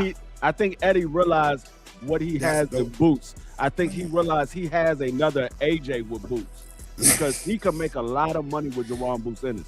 In the And United States. He can, but the dude that has Josh Kelly is his countryman. That stuff matters in the UK. That's why I don't trust Eddie.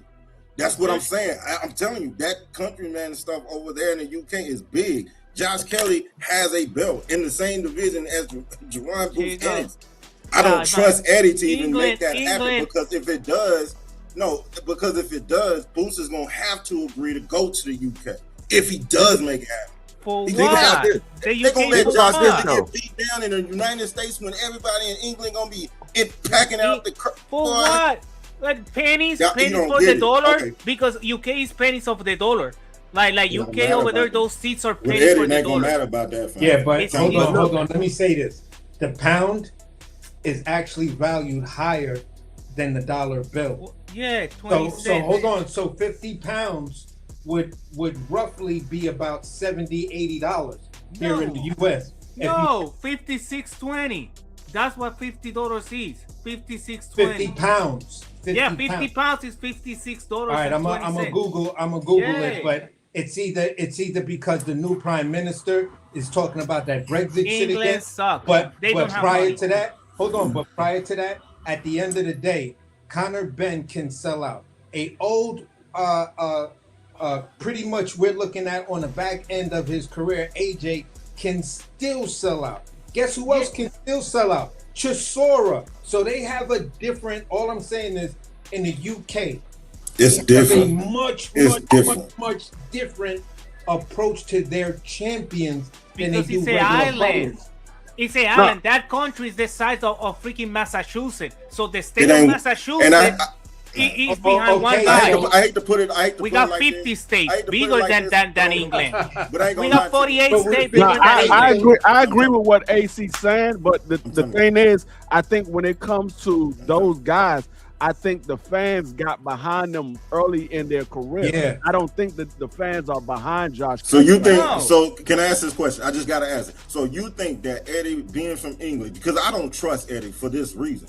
You think Eddie being from England is gonna let Josh Kelly come over here to the United States and give an impossible chance to get embarrassed while He his did- countrymen watch him get beat down? I'm telling you, Eddie ain't. He did it Eddie with don't Dalton wanna make Smith. that fight I happen. think He did it with Dalton telling you. Smith. He did it with Paro, Liam Paro when It's he gonna fought be to bigger than Puerto money. I'm Rico. telling you, not my word. But he put his guys to go to these No. places and face Matias, and Matias was the Butsenis in 140.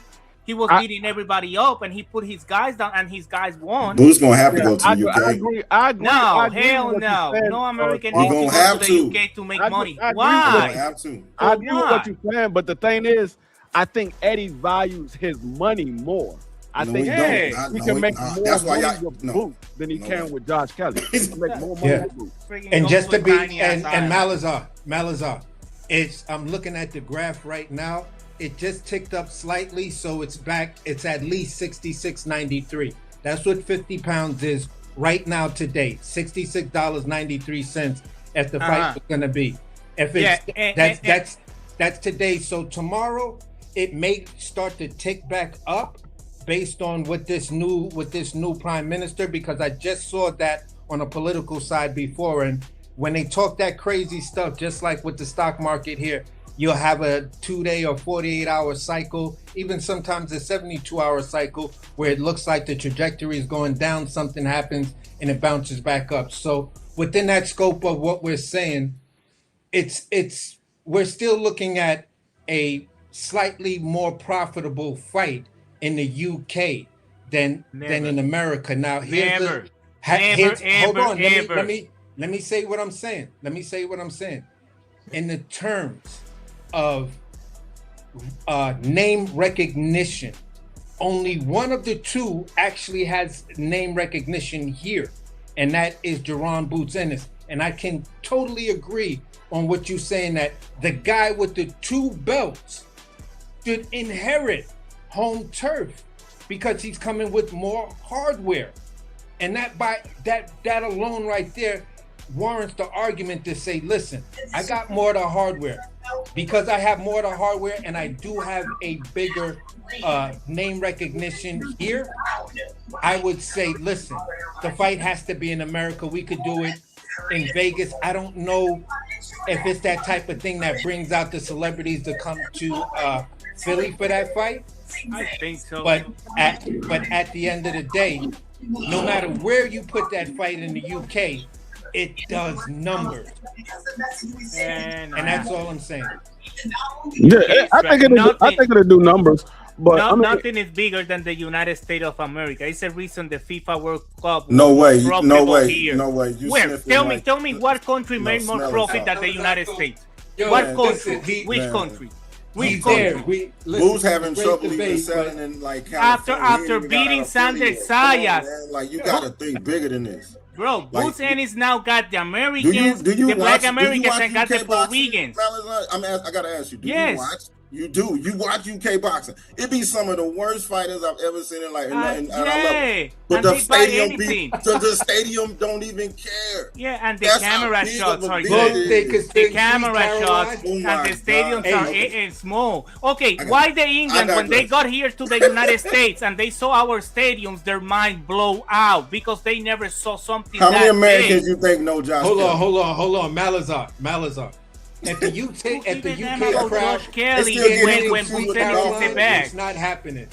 They gonna sing they Sweet Caroline, and that's what's gonna make the fight. That's a culture.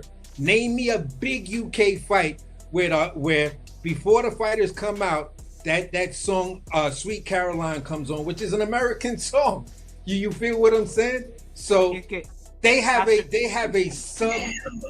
subculture of the sport that we just can't have. England, what the culture of England is the size of a city in the United States.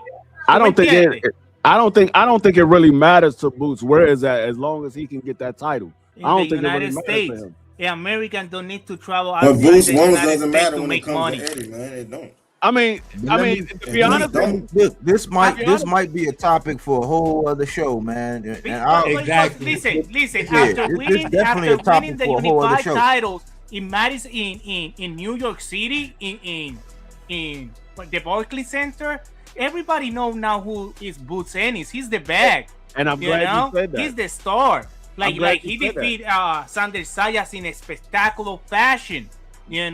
So of course people gonna people already was how you say circulating around him. Like he was the son already in a little space. But now after that winning, the fan base is bigger. I'm glad you said that because if you put it in the UK with 50,000 fuck people the in UK, it. bro. Fuck the UK, broke ass. Man, we wouldn't get nowhere with The United States of America's capitalist is better. The UK sucks. Hold up. What I'm saying I got is, the solution if real you quick. put him, D3, I got the put him in the UK with 50,000, now he's not just a Thousand. It's gonna be more than 50 there, That's bro. a little island. It's gonna be Let me more than finish 50 what there, I'm saying. It's gonna be about 80 or 100 Not only is he a U.S. star in the sport of boxing, now he's a global star in the sport of boxing. Already, when you make it in the United States, New York City, you become global. We're the Yeah, United States of America. We're the sun of the earth. We're the sun. Hold on. You need to understand that it's no country better than us. It's no country bigger than us. It's no country stronger than us. It's no country that make more money and spend more money than us. No, it's no other place. Man, and that's what I call patriotism, man. Yeah, here's where we're gonna do this. Hey, you guys tell me. You guys tell me this. Just like they have those political debates, Malazar he got roots planted. He got the 4th of July out there. He got the grill. He got the hot dog and burgers on the grill. Yo, he got his American flag, the whole 9 yards. No, if you think this is one of those debates. This is like, hold on. Just think about this. D3. This is like one of those debates where you just got the one guy, and then everybody's gonna rotate, give it a 6-minute joint. This is your standpoint. This is my standpoint. We'll speak for a minute and a half. But you yada yada yada, and then we move on to each. But see, when you think about it, the guys that we look at as superstars in the sport of boxing throughout the history of the sport of boxing, they all went across the pond and fought. And that's what made them global stars. That's what made them global stars. From Muhammad Ali to Mike Tyson to Floyd Mayweather to Earl Spence to anybody you name, they made them a global star by them going across seas and letting the other people see them fight, where they might not have watched them because they wasn't fighting over there. They might got other things going on. UK gonna put more than 40K in that pimp. No, they probably will. But what I'm saying, that stadium hold 47,000 though. That stadium hold 47,000. Yeah, that's what I'm saying. But they were not gonna pay $500 for a seat for a ticket. They were not gonna even pay 200 pounds for a ticket. You don't think they superstars gonna be there, fam? And now they're gonna broke. eat up a lot of that too. Hold up, they spend all their money in the FIFA Cup. Devin Haney went over there for a Cambosis. They put 80,000 in the stands. Yeah, in Australia. In Australia, yeah, because they, UK faithfully put 50,000 in the stand when they got fights over there. Faithfully. AJ broke all of those records. Because he said island. I'm telling you, easy work. AJ broke all of those records, Malazar. AJ was a dude that was 50, 75, 80,000. Oh my God, that's an ocean of people, man. It's the island of the size of Massachusetts. Yeah, but it's an island the size of Massachusetts that everybody, once there's a sport event like football or boxing, we got 48 states bigger than England. Understand what I'm saying to you. The 3 major sports in the UK are football, boxing, and cricket. Facts. Yeah, stupid cricket. And cricket, bro. So at the end of the day, this is a great topic, bro. Yo, listen, we gotta revisit this and just have this like one of those micro debates. I have a tough day today, and this shit just get me out of that bullshit that it's nothing personal with nobody. Nah, you came in shooting, and that's what made it excitement. Just let it, let that shit breathe. Let y'all go at it, bro.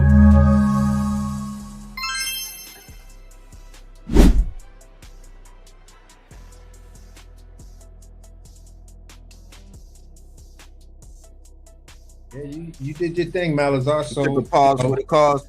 That's a good subject. That's a good topic. We could talk about that, but I don't want people to get too caught up in the live and not get down to the business, because this is what everybody came to see, man. Let's get into this. We know the news that broke. Devin Haney and Keyshawn Davis are into purse bid, and it sounds like Bill is solely focused on Keyshawn right now. No more Shakur. He didn't really want to entertain no more core questions. He didn't want to entertain no Boots questions. But my thing is this: I heard a major spot today, speaking to a lot of people in that area as if they all were casuals, and they were buying it up. They were actually talking about watching this purse bid as if it was like the NFL draft.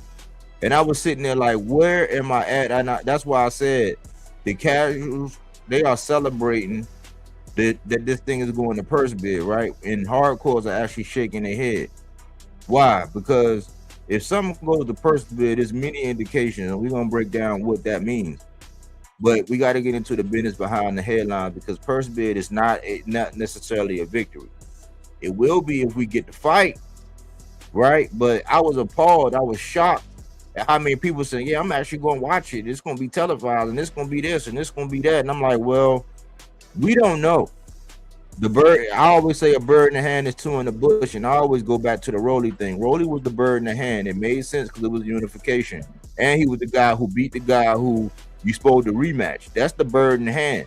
The two in the bush was Keyshawn and Shakur. So now, you know, we done got it down to where it's like, if this slip away, right, who can we blame? So I wanted to open it up by saying that and get y'all thoughts on what y'all heard. And I got some other things behind this, but like that's the opening dialogue to this conversation. What y'all think about this thing going all the way to purse bid? It's not surprising that it went to purse bid, because if you paid attention, you knew that it was going to go to purse bid, because Devin Haney is the champion, and right now he doesn't have the money behind him. He doesn't have the network behind him. So who was going to make the fight for Devin Haney versus Keyshawn? They was expecting Top Rank to come and make a deal. Top Rank don't have to make a deal. They could sit back and wait to see what you're going to do, because you're the champion. We're the mandatory to you. They ain't got to do anything. All they got to do is sit back and wait for you to send them an offer, and then they can counter offer, or they can accept the offer. So I wasn't surprised that it went to purse bid. I'm more so looking to see, outside of Top Rank, who else is going to try to bid on this fight. I don't think we're going to get a lot of bidders on this fight. I think it might be only Top Rank. Well, my take is this. Okay, good. My take is this. I'm gonna go back to the Rolly situation, and this is the type of thing that what Devin is actually doing, or Bill, or whoever, the team Haney, whatever's going on. It begs to ask this question: will Debo pay for the fight? You wanted to flex on DHP Promotions. Right now that you're in a purse bid, will you cough up or find somebody to back you personally, lend you that money that you can pay for the fight itself? Show how Debo Dev really know how to deal with business. If you can't, then it exposes you on DHP Promotions what it really is, and then it makes that whole Rolly situation age like fine fucking wine. Because there were very few people out here trying to tell y'all, no, this nigga tried to do some bullshit. It's not a matter that Rolly sent them a contract that didn't have, his purse on it. Like, I can't send you a contract, and you're not gonna go on Ring Magazine and say things were good. It makes sense if the money's not right first, because we have an example of when what's the name was sitting there on your belt when you were at 140, and that fight went in the purse bid, and you got pissed off and walked away. So at the end of the day, for me, this is going to reveal a hell of a lot. And for Devin Haney, fans that are heavy on him like that, y'all not gonna like the AC that you're gonna be dealing with. So yeah, it's just, for me, I'm just gonna sit back, watch how all of this shit go down, and I'm just waiting for this shoe to drop, because it seems like a shoe is going to drop. Something seems really, really off, and that's where I'll land this. I'm not gonna say something off. No, go ahead. I'm not going to say something is off. I'm going to say that, Devin and Bill have had their egos inflated as well as their worth inflated by Turkey Al Sheikh. And they are out here trying to get more money than they're actually worth. You put them on the pound for pound scale, and they barely move the needle. I'm sorry, I don't think that Devin is. He's a good fighter. So let me rephrase that. He's a good boxer. I'm not gonna say he's a good fighter, because if he's in a boxing match, Devin can beat you. But if a fight break out, I think that's where Devin's gonna have a problem. Okay. The money that could have been made on this fight, if they decided to put up some money, all that they needed to put up was,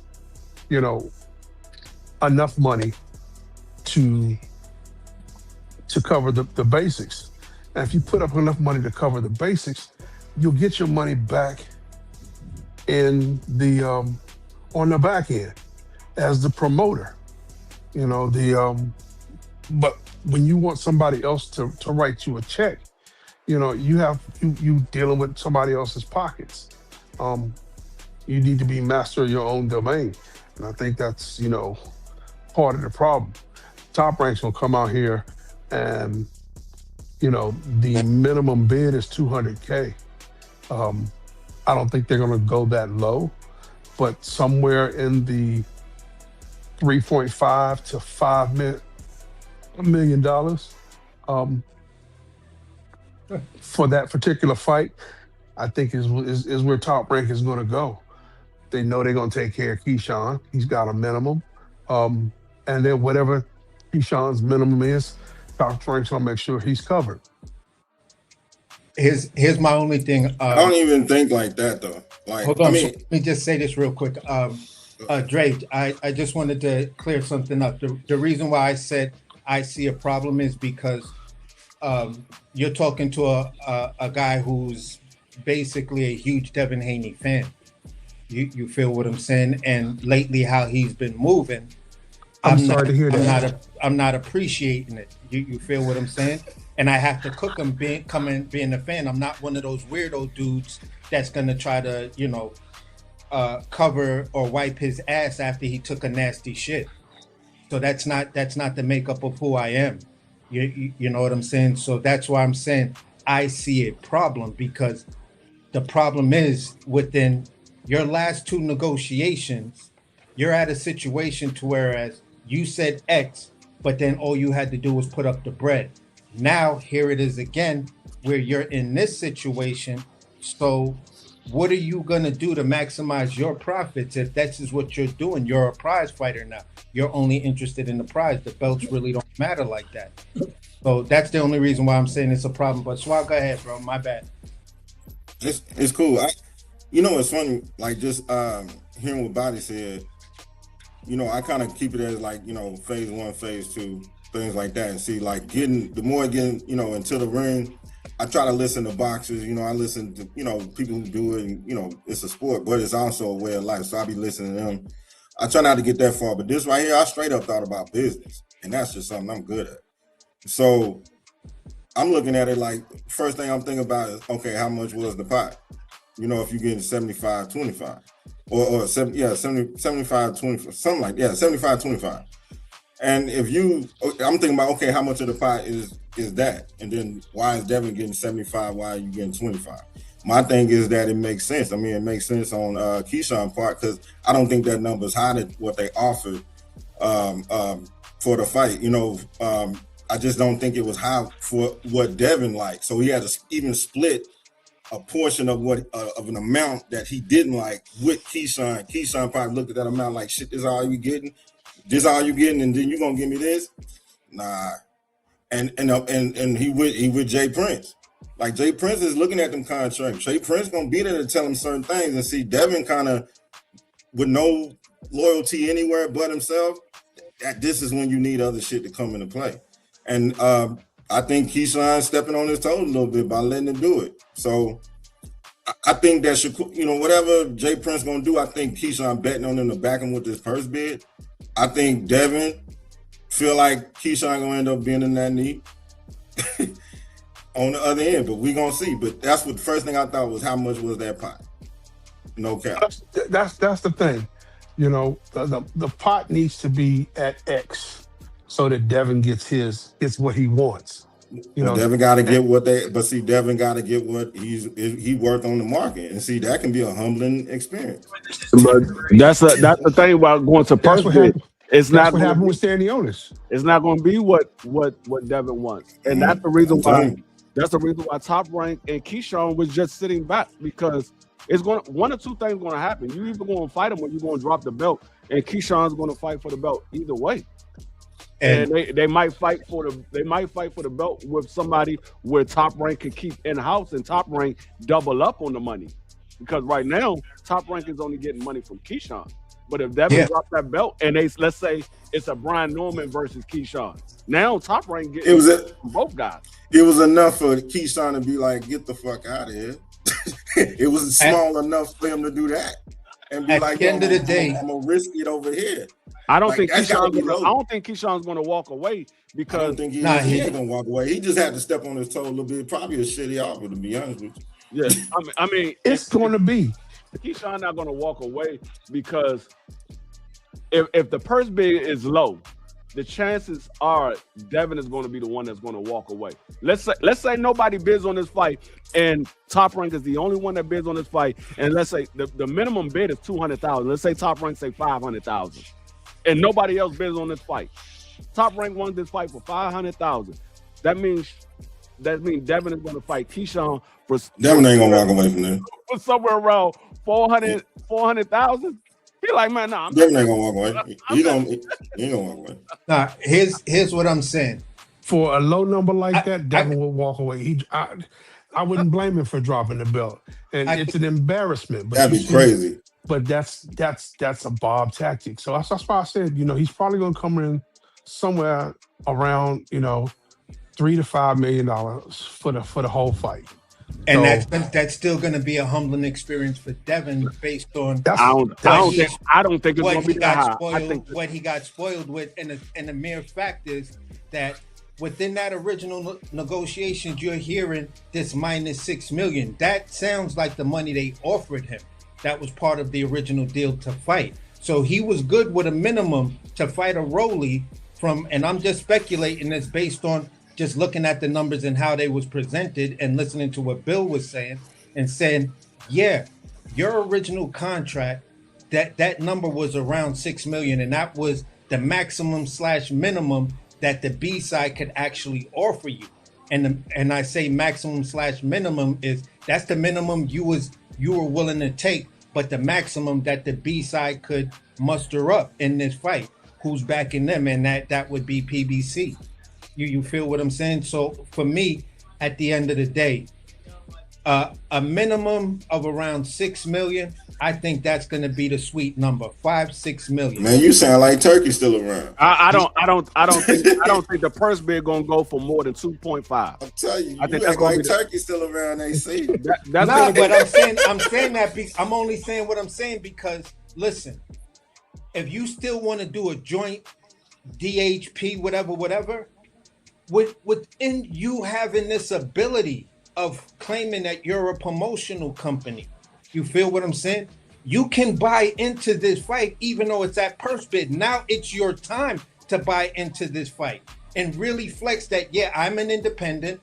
I make moves like this. If it's legally possible, investigate. Okay, Top Rank, you're gonna put in $3 million.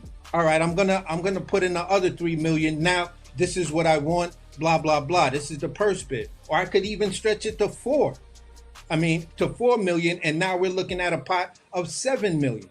But Devin Haney does, I believe, if he's smart and he looks at the leverage that DHP promotion has, and you're supposed to be blah, blah, blah. You learned your lesson from the Rolly shit, and now you know how to piggyback off of somebody else and say, listen, I want to buy into the fight.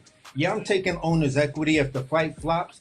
I lose money just like everybody else. But then if the fight is a success or it's a break-even type of situation, that allows me a hell of a lot more leverage moving forward. This could be the test subject for him. No, that's not going to happen. At a purse bid, that's not going to happen. I ain't hearing They're not doing that. Way. Why wouldn't it?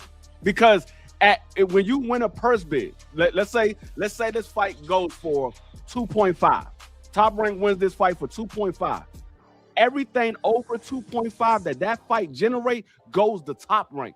If you let somebody else buy in, now you got to break bread with that other entity that bought in. They ain't doing that. Why not?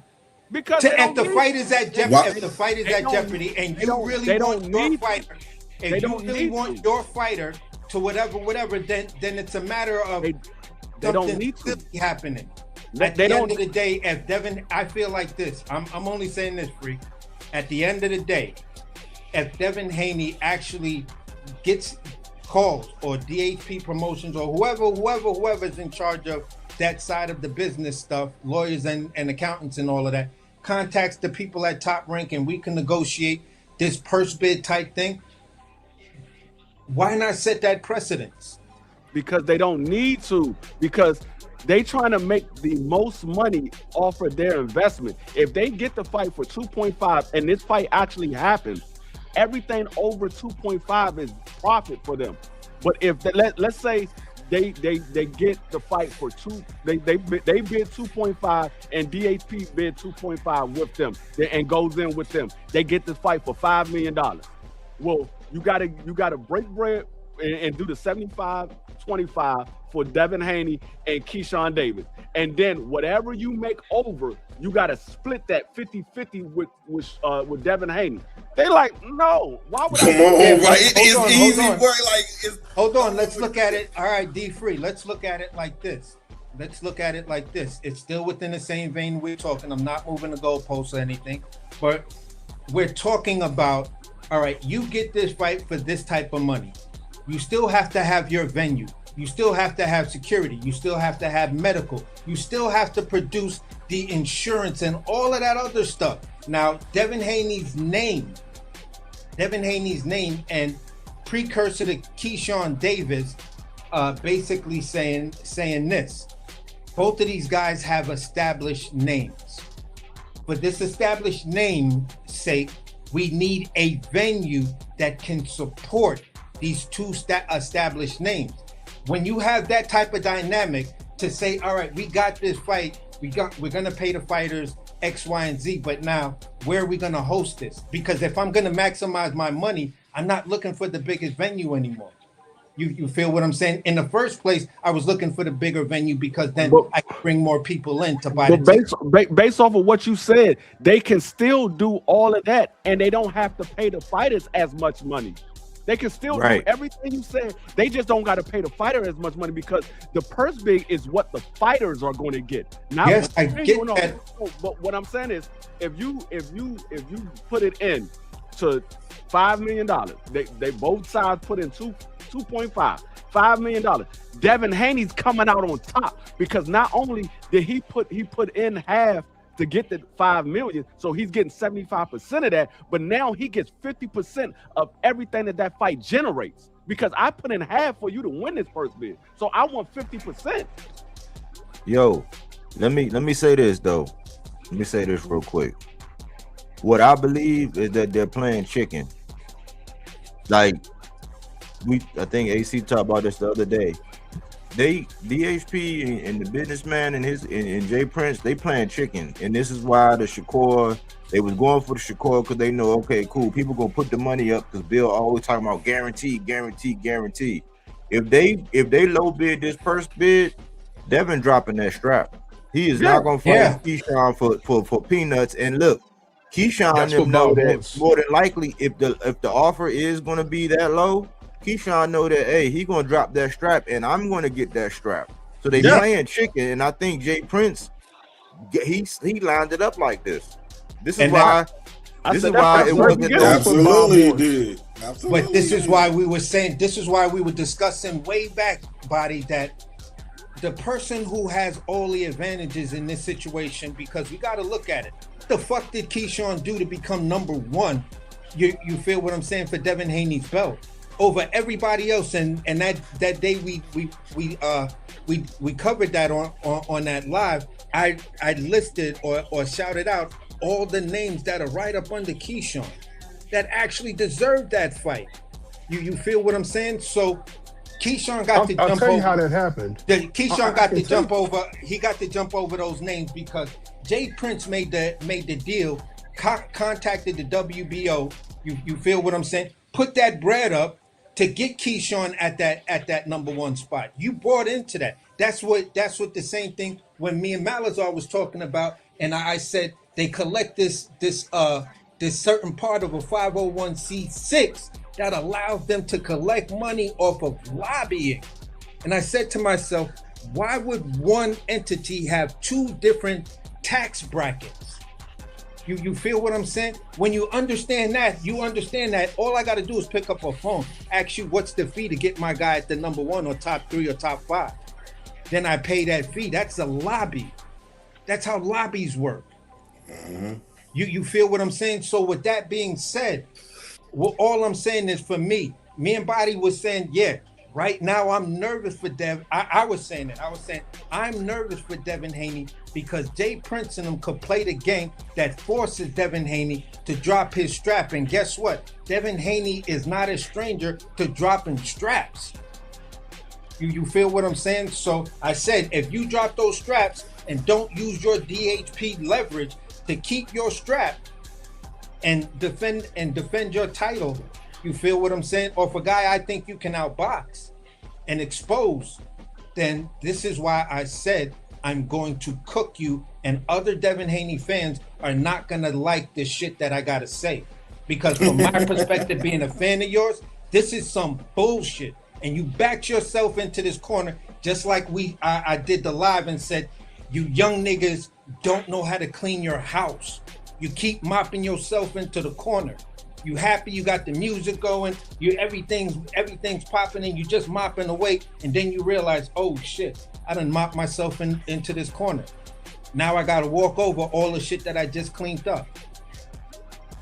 And that's why I'm saying what I'm saying. Go ahead, bro. If DHP puts up $5 million, I think they're almost guaranteed to win the purse bid.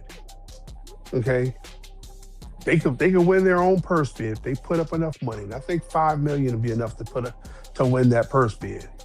Now, if they're willing to put that money up, that guarantees the fight. Devin don't have to drop the belt. Devin gets the 75% of the purse of the $5 million, and then after everything is said and done, as the lead promoter for that particular fight, he gets 50% of the generated revenue. Big Dre. What did you say? Yeah. You started off saying I don't think that they ain't gonna put that. They would if they wouldn't put up 6 with Rody, which we know. I don't care what you say. The consensus is that fight was gonna sell. People want to know. They don't know what's gonna happen in that fight. They think a lot of Haney fans believe he's gonna outbox Rody, but he got the chance of getting that chin tap. If he wouldn't put up 6 for Rody, I don't got him putting up 5 for Keyshawn, who brings nothing to the table. Like this is his true business practice. Keyshawn brings excitement. Keyshawn brings excitement. So do Rody. But look, this is the thing. No, if you look at the numbers, Keyshawn is high risk, low reward. He don't even got a strap. I don't got them putting up no $5 million, bro. But the thing is DHP even a licensed promoter in the WBO? Because if they're not a licensed promoter in the WBO, they can't bid on the fight anyway. Well, that's the other thing, Devin needs to negotiate on what Keyshawn wants. Well, I think that maybe we need to get a licensed promoter like GTD to put up $6 million. So we can't talk about maybe because we're in the moment. So that Devin has to fight on that logo. Let's be petty about this. That shit ain't going down. Let's be petty about this. Let GTD Promotions put up $6 million for the purse bid, and make Devin fight on that logo. That's Nah, but is this a big fight though, y'all? Is this a big fight? It is a big fight. They Not could like put that. They could It put ain't that like fight. They could put that fight No, it's not anywhere. a big fight. It's not a big fight. It's not a big fight. It's a good fight, but it's not Hey, a big hey, fight. because the women ain't gonna be hot. Like the dudes ain't gonna be fresh to death. You know what I'm talking about? Like when you one of them fights, man, everybody get live for it. Like ain't nobody coming out for Keyshawn and Devin like that. I think and the date is Shakur, important. I think Shakur Not versus really. Theo is a bigger fight than this. I think Shakur versus Theo is a bigger fight than this. So kind of the same. Yeah, Shakur. Yeah, I mean, yeah. I see kind of the same. They did 3.7 at the live gate. I don't think Devin and Keyshawn is doing more than 3.7 at the live gate. I'm going to say it like this. I'm going to say it like this. If we look at the dynamic of does Devin Haney sell his fights lately? Yes, he's been selling his fights. No, he's been on the undercard. Has Keyshawn been selling his fights? Yes, Keyshawn can sell fights. One. At the end of the day, He sold out the Norfolk Scope 3 times. Yeah. At the end of the day, do I think this fight sells? Yeah, if it's with a good if it's pretty undercard? much local, if it's pretty much Would y'all buy it on it's not pay-per-view? gonna. You put it like this. Come on, Put would that you buy fight. it on pay-per-view? Put Under that 40, fight on under card. $40, yes. You say under 40. You might as well get the DAZN subscription. Well, That's if the one in Beterbiev and Bivol is in the court, maybe I'd pay the pay-per-view. Beterbiev, Bivol, Devin Haney, Keyshawn in the same court. Yeah.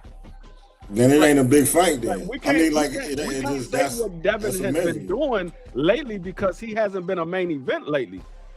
He's been a co-main. So we don't know what Devin is going to do at a live gate because he hasn't done one in about 2 years. He hasn't done a live gate since the Ryan and Devin. That was the last main event he did was him and Ryan. I think.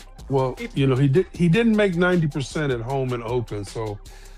Yeah, I don't want to be a hater like that, but I think in California, like Devin in California over there, yes, he can do his number, and with Keyshawn in Virginia. Yeah, so that's why I said it's got to be local. If you the closest place that's neutral for both of them, and it has a boxing history, is y'all do that shit in Atlantic City, New Jersey. Devin in New Jersey. Yeah. That's like a neutral ground. I don't know if I would rather see it in Texas. No, you can't. You put that in Atlantic City, New Jersey. You asking for it to flop. You asking for it. Yes. Right. Because Yes. time Atlantic City. I know I miss Atlantic City too. But Vegas sounds better. Sell that shit in Vegas. My other option was I was going to say Barclay.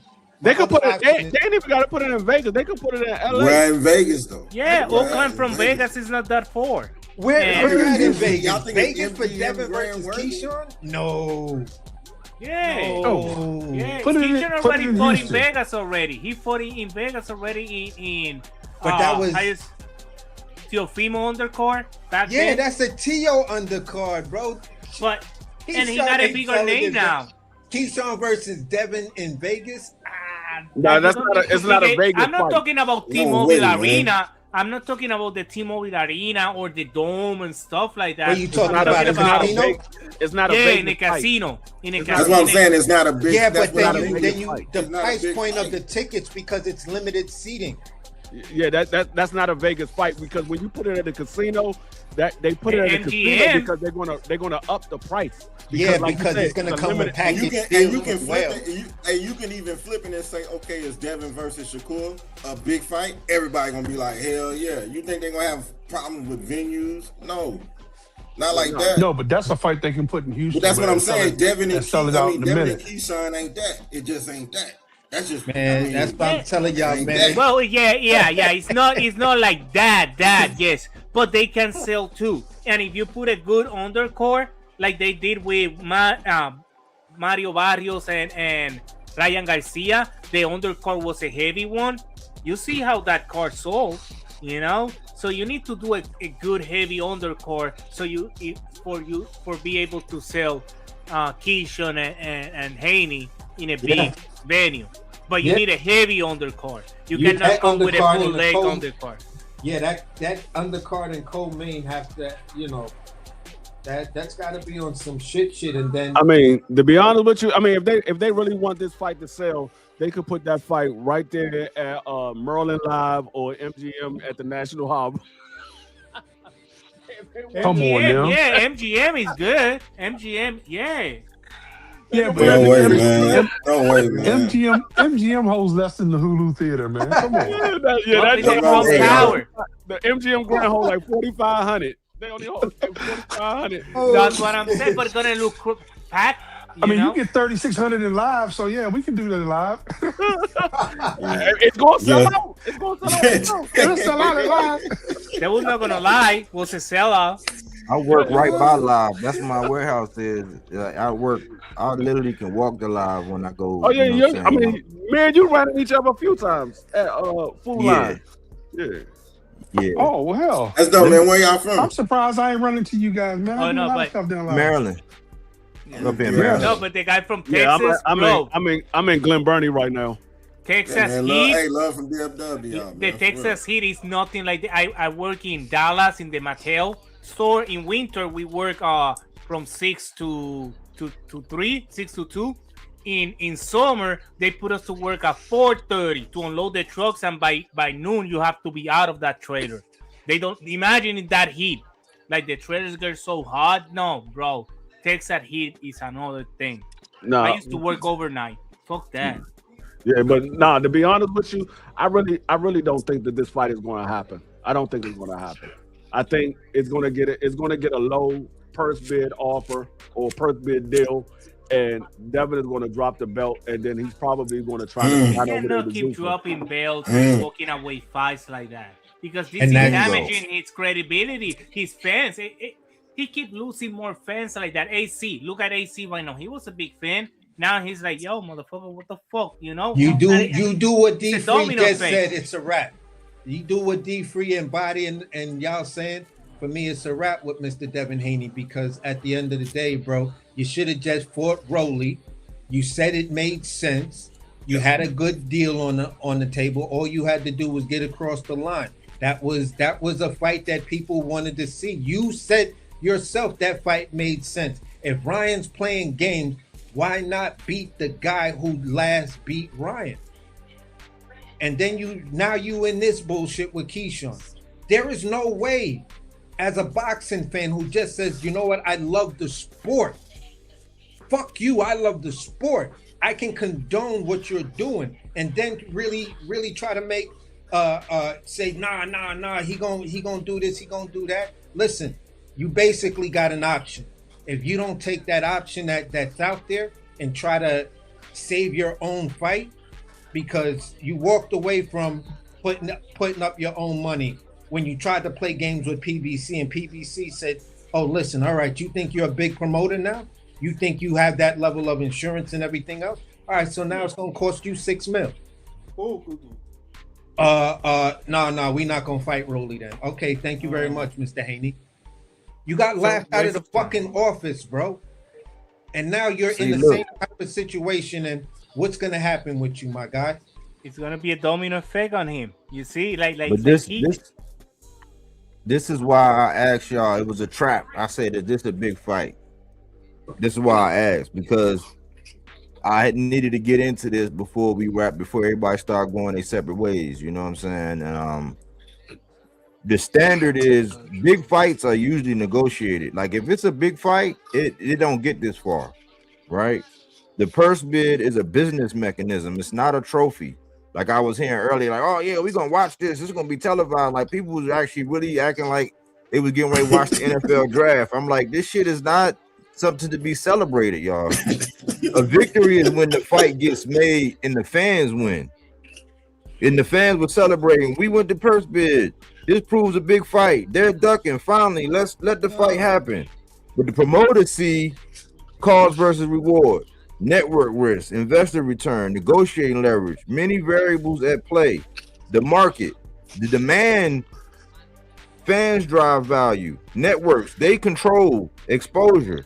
With Devin being free agent, you know what I'm saying? He mopped himself into a corner, like AC said. Investors, they expect a return, not a storyline. We, like boxing fans, we be wanting the storyline. The investors, they be wanting the return.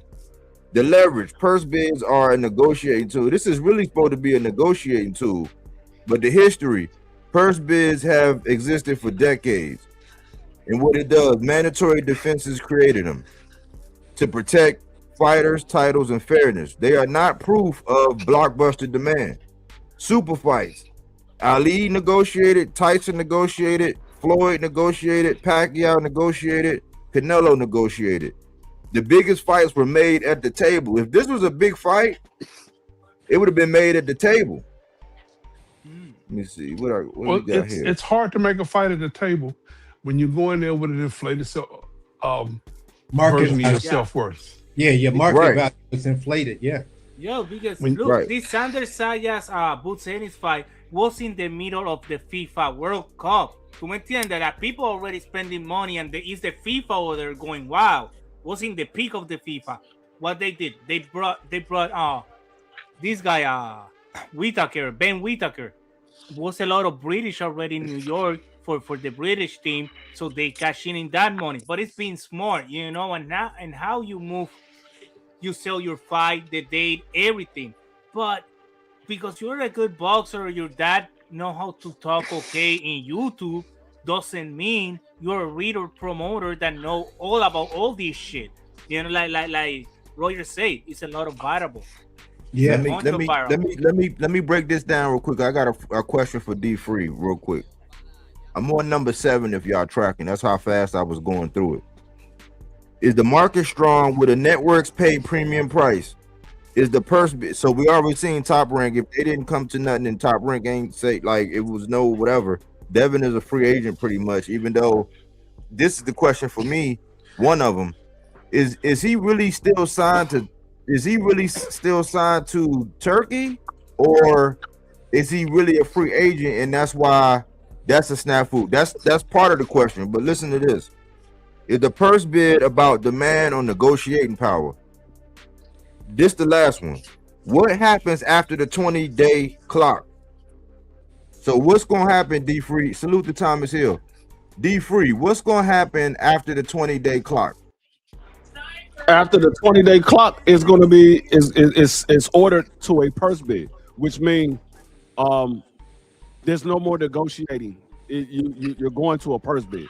Now they can pull out of the purse bid if they reach an agreement. If both sides reached an agreement, they say, okay, you know what, we don't want to go to purse bid. We're just gonna go ahead and do the fight, like similar to what we saw with Shakur versus Frank Martin. They pulled out of the purse bid because they came to an agreement. But then Frank Martin said, hold up, the money was you get more than what you told me what the money was. So they can pull out of the purse bid, but right now the purse bid been ordered, so there's no more negotiating. They're going to go to a purse bid and see what the purse bid goes for.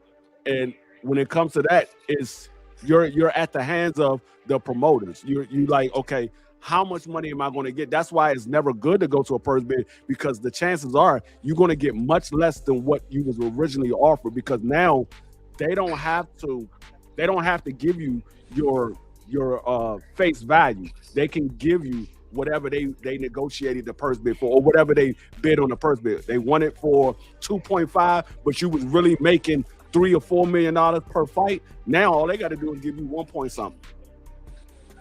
Yeah. How many days now? How many days? My bad, AC. This is my follow up, and you can have it. How many days now do they got? Now they got until Monday. Monday is going to be the actual first bid. Like today was the deadline. If you didn't get an order, I mean, if you didn't come to agreement by today, I'm sorry, by Monday, which was yesterday. If you didn't come to agreement by Monday, then you were ordered a purse bid. Now they got until next Monday. The next Monday is the actual purse bid at 9:00 a.m. So they don't like to spend more than $2 million in a purse bid. How this guy Fresh Productions won the bids over Matthias over Eddie Hearn. with $2 million, because when they go to a purse bid, they don't like to is to spend less money, not to spend more. Like in the deal, they can make big money. We're gonna deal with the pay-per-views. We're gonna deal with the ticket. Now in the purse bid, it's the purse bid, and that's it. That's the bag. Yeah. It's cheaper for the promoters win the fight in the purse bid, because now I don't have to share with you nothing else, just the purse bid. Well, then that. So they playing ball right now. Then I mean, like as far as like, okay, we go to purse. I mean, what D Free said, they get that whole week. So this is when it's going. Them business tactics going to be something to see. If they smart, man, they get on social media and start filming this. If they could, yeah, because now it's up to Devin Haney to say, okay, look, we're going to give you a little bit more, or we're going to take the offer that you got on the table. I don't know if Top Rank gave him an offer. I don't know if Devin Haney put up an offer. All I know is I haven't seen Keyshawn Davis talk about it. I heard that Devin and them say, oh, we waiting on Keyshawn Davis or whatever, but I haven't heard Keyshawn Davis talk about it. And it looks like Keyshawn Davis and his team is just sitting back waiting to the person. Yeah, they got, hey, listen, they got all the leverage right now, because at the end of the day, it's best for them at this stage. If we're taking everything into account and just keeping our feelings out of it and who our favorite fighter is or whatever, whether you're a Keyshawn or Devin Haney guy, the facts come down to this. Keyshawn is in a position of all he has to do is not say anything and just sit back and watch. Keyshawn is actually sitting there with his popcorn just looking at Devin Haney and them squirm. I don't have to say anything to make you squirm. I don't have to put any sort of pressure on you. The pressures and everything falls on you. If this was the fight that you were saying the media was saying was building and stuff like that, Bill was saying when he was in New York, where's Keyshawn and all of this other stuff, then at the end of the day, the fight would have been made at the table. When everybody was there, boom, boom, boom. It's one of those fights that we just heard about. It's one of those things that go down to whereas, your shit with the guy that you fought, I don't remember his name, that he fought in Manhattan. We didn't hear about that. Keyshawn fighting Jermaine what's the name? We didn't hear about that. Those fights were just made. So if this fight is what it is, then we don't, all of this and purse bid and stuff like that, you guys came into it with the wrong game plan. Y'all was playing games. Y'all was playing chicken with Shakur. Shakur jumped ship and you were like, oh shit, this don't work out in our favor. But see, this is what happened when you kept claiming that you were your own boss. You make all of the deals. Now it's time to show that you're your own boss. These boxes purse bids are not like you do with the comics or value things, that the purse bid two people go and fighting for that bid. No, it's not like that. This is like it's bad when a boxing like go to a purse bid. It's really bad. It's not like people gonna fight for your core, like going crazy. Hey, 5 million. No, I'm gonna go 7 million for Devin Haney. No, they're not gonna go fighting for you. Instead, they're gonna go lower and lower. Who get it cheaper? But I ain't gonna lie to you. That's why I said earlier, Keyshawn looked at that deal and said it was a shitty deal. Yeah, like for real. Like how many guys? Like I bet he looked at Devin like, this it. But is it this the other question, y'all? Is it one of them blind purse bids to where you don't know? I think that's what they originally said. I thought it was. I think they're banking on turkey. But I'm saying, it's the WBO stated yesterday afternoon that it's a all bids must be submitted by 9 a.m. on Monday. So that usually means it's a blind first bid. Yeah. I don't see anybody other than because they all.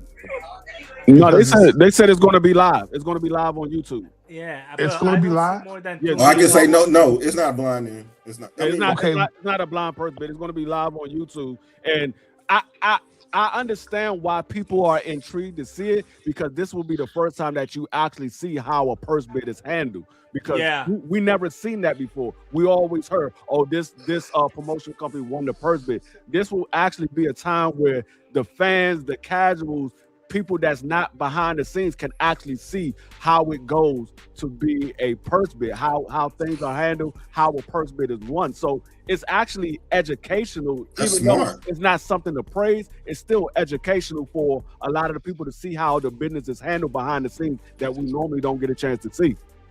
Yeah. That's For actually a lot of smart. people who like that stuff, it's cool, but it's not gonna be like people think, like people gonna be fighting to get the higher bid. No, it's not. You will see A bunch of envelopes with a number in it. Yeah, let them experience it, man. You know what I'm and it's saying? cool. But the WBO set the rules, and the rules state that the purse bid is an automatic split of 75-25. The minimum bid is $200,000, up to whatever. So literally, some top rank can walk in there and say, I bid 200,000, and if nobody else bids, they win it for 200 grand. Yeah. That's the minimum. That's the minimum starting bid is 200,000. Unless your promoter, want you this real bad, and the other promoter, like Don King and Bob Arum fighting for Macho Camacho and Julio Cesar Chavez. Who gonna get the bid? No, it's not gonna be like that. It's not gonna. Basically, what they gonna show everybody, a purse bid is just a boxing term for an auction. The fight is up for auction right now. Yes, auction. That was the word I was looking for. You know what I'm saying? Yeah, but who's going to bid on it other than So Cowboy? at the end of the day, because they're all on the zone. At the end of the day, if you look at it from that perspective, you're saying to yourself, okay, we're talking about Devo Dev and Keyshawn the businessman, or the amazing fight being auctioned right now. They're saying, okay, since these two stupid motherfuckers couldn't get this shit together at the table, hey, listen, anybody want to buy this fight? Because the shit is for sale right now. Because we tried to work with these dudes. They're not smart enough to get it together. You feel what I'm saying? They don't understand. The sales pitch is going to be a little bit more professional. So now here it is. We're going to put it on the shelf. We're going to package this shit and tell you, listen. Starting 200K. The starting number is this. The starting number is $200,000. All bids start at $200,000. And that's 205, 25, 25, right? But that's the thing. Who's standing up there like that? I think that's the thing. It might not even be a promotional company that show up. It might just be the zone. They say, look, all of y'all fight on our network anyway. We're gonna go up here and win this purse bid. It might just be the zone that puts on that bids on the purse bid. I don't think that's to try to save it, to try to save the fight. Because at the end of the day, I wouldn't say save the the fight. low number. Let's just try to put ourselves in the psyche of the casual fan to say, all right, the fight is a low number. That means nobody is interested in it. Does it mean it's worth our time to watch it?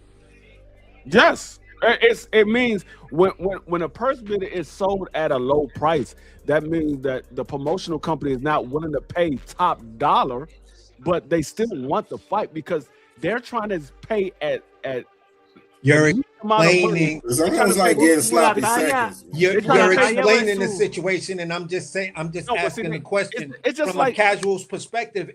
Are they going to look at the fight now? If it's a low number involved in it, and they're not looking at what we know and stuff like that, no, because are they going to look at it and say, "Oh, don't nobody want to watch it because the fight sold for so little money"? The casuals don't know too much about purse bids. They don't know what a purse bid is. They don't even know that. Yeah. For a true casual, they don't know what a purse bid is about. They just know, okay, this promotional company won the purse bid. They're gonna learn it. They don't really know what it's about. By your own admission, they're gonna learn it. They don't care about that. They don't care about a casual is not a casual. Now, On YouTube, YouTube is gonna be the house of but hold up. Go I ahead, watch my bad. football, My but bad. I don't watch when the AC. guys are come out from high school and they go to the different teams. But see, this you is know, the I don't thing. watch the draft. But see, I this don't is the care thing. about the Yes, draft. they I just might watch the football game. no, but even though you might watch it, you still might not know what a purse bid is for the That's fight. what I'm saying. I don't know what is the draft, and I just trying to you know, you're talking boxing. I'm how you say compare it to football. Like I'm a casual in football in NFL.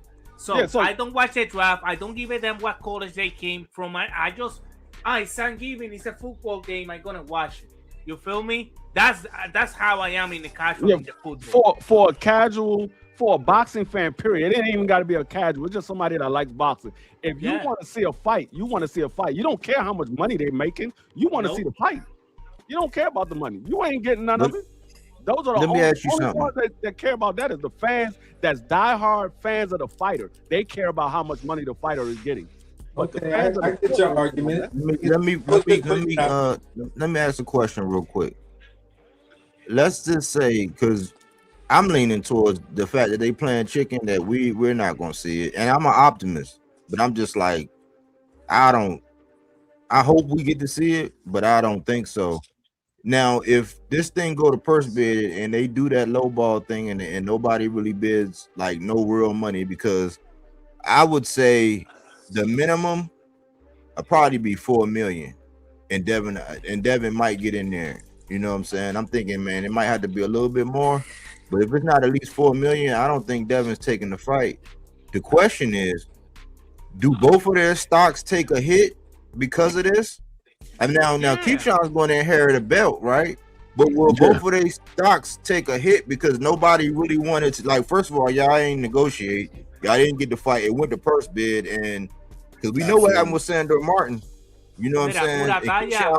Absolutely. Probably more of a fan than Sandor Martin. But is their stock's going to take a hit? You just asked the proper question. I don't phrased it wrong. That's kind of what I meant, but you put it in the right context. Does their stock? Yeah. I don't think both of them take a hit because it's not on the mandatory to make the fight. It's on the champion to make the fight. He's the mandatory. Therefore, Devin takes the hit. Both of them take a hit. Both of them take a hit.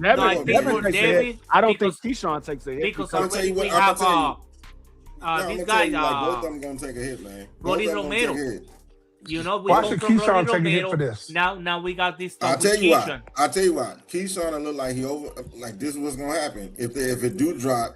Devin already got that thing that going on with Rolly. Because I always say this. They have a business model that's going to price them out. I said that back when Turkey was kind of stepping in and out.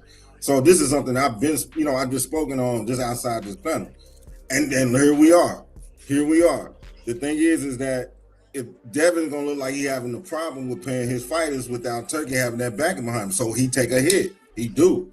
In business, he does. I'm going to look at it. On the other end, hold on. Let me land.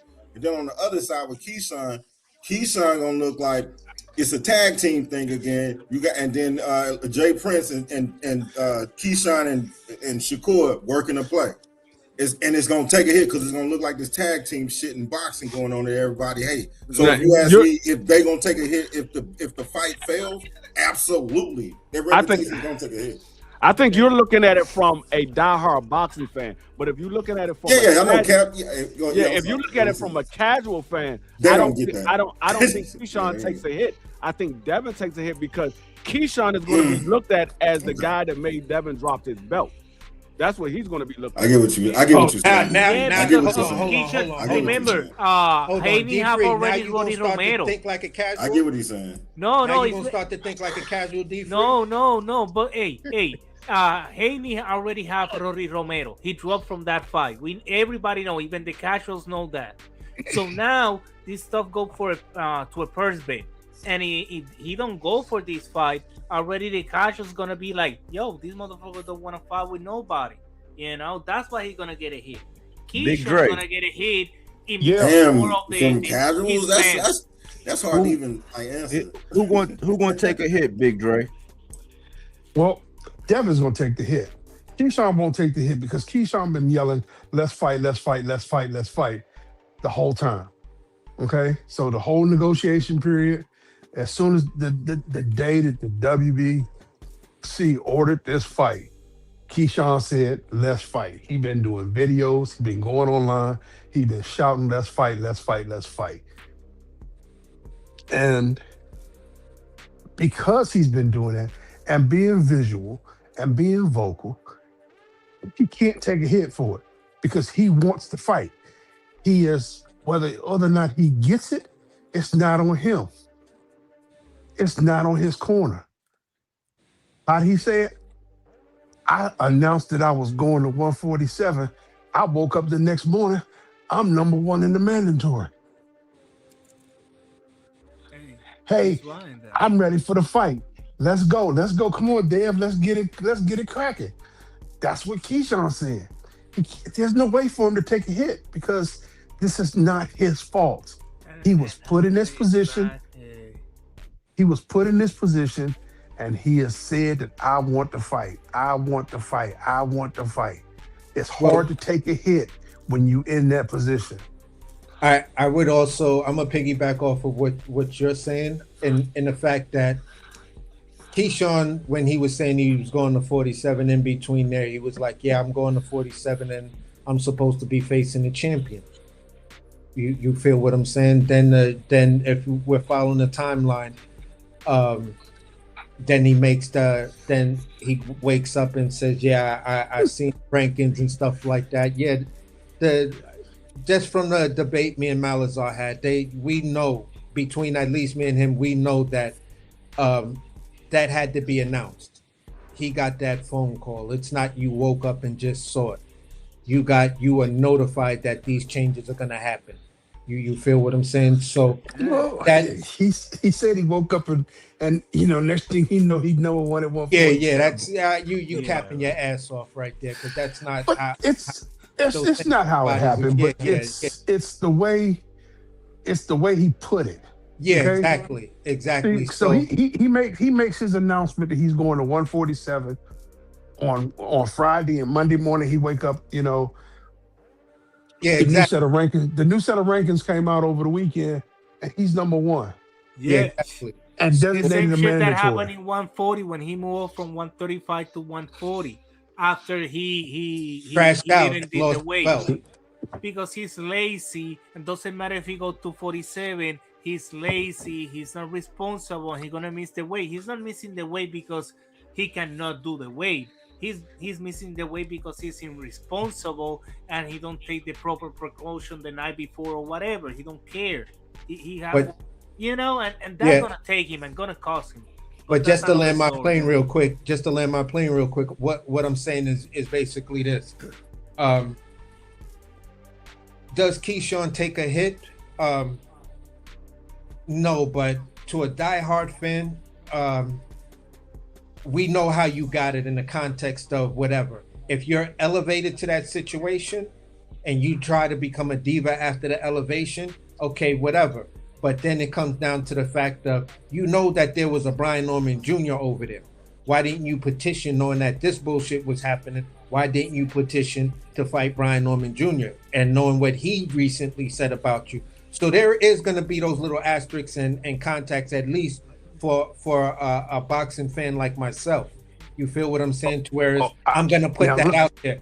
Devin Haney, you're going to get demolished. Yeah, but let me give you some context on that.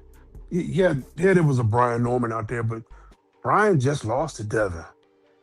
Brian don't have a strap. Brian is out there.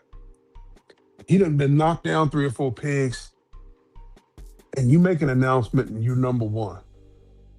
Yeah, there were more people who should have been in line for that spot, but you in it now.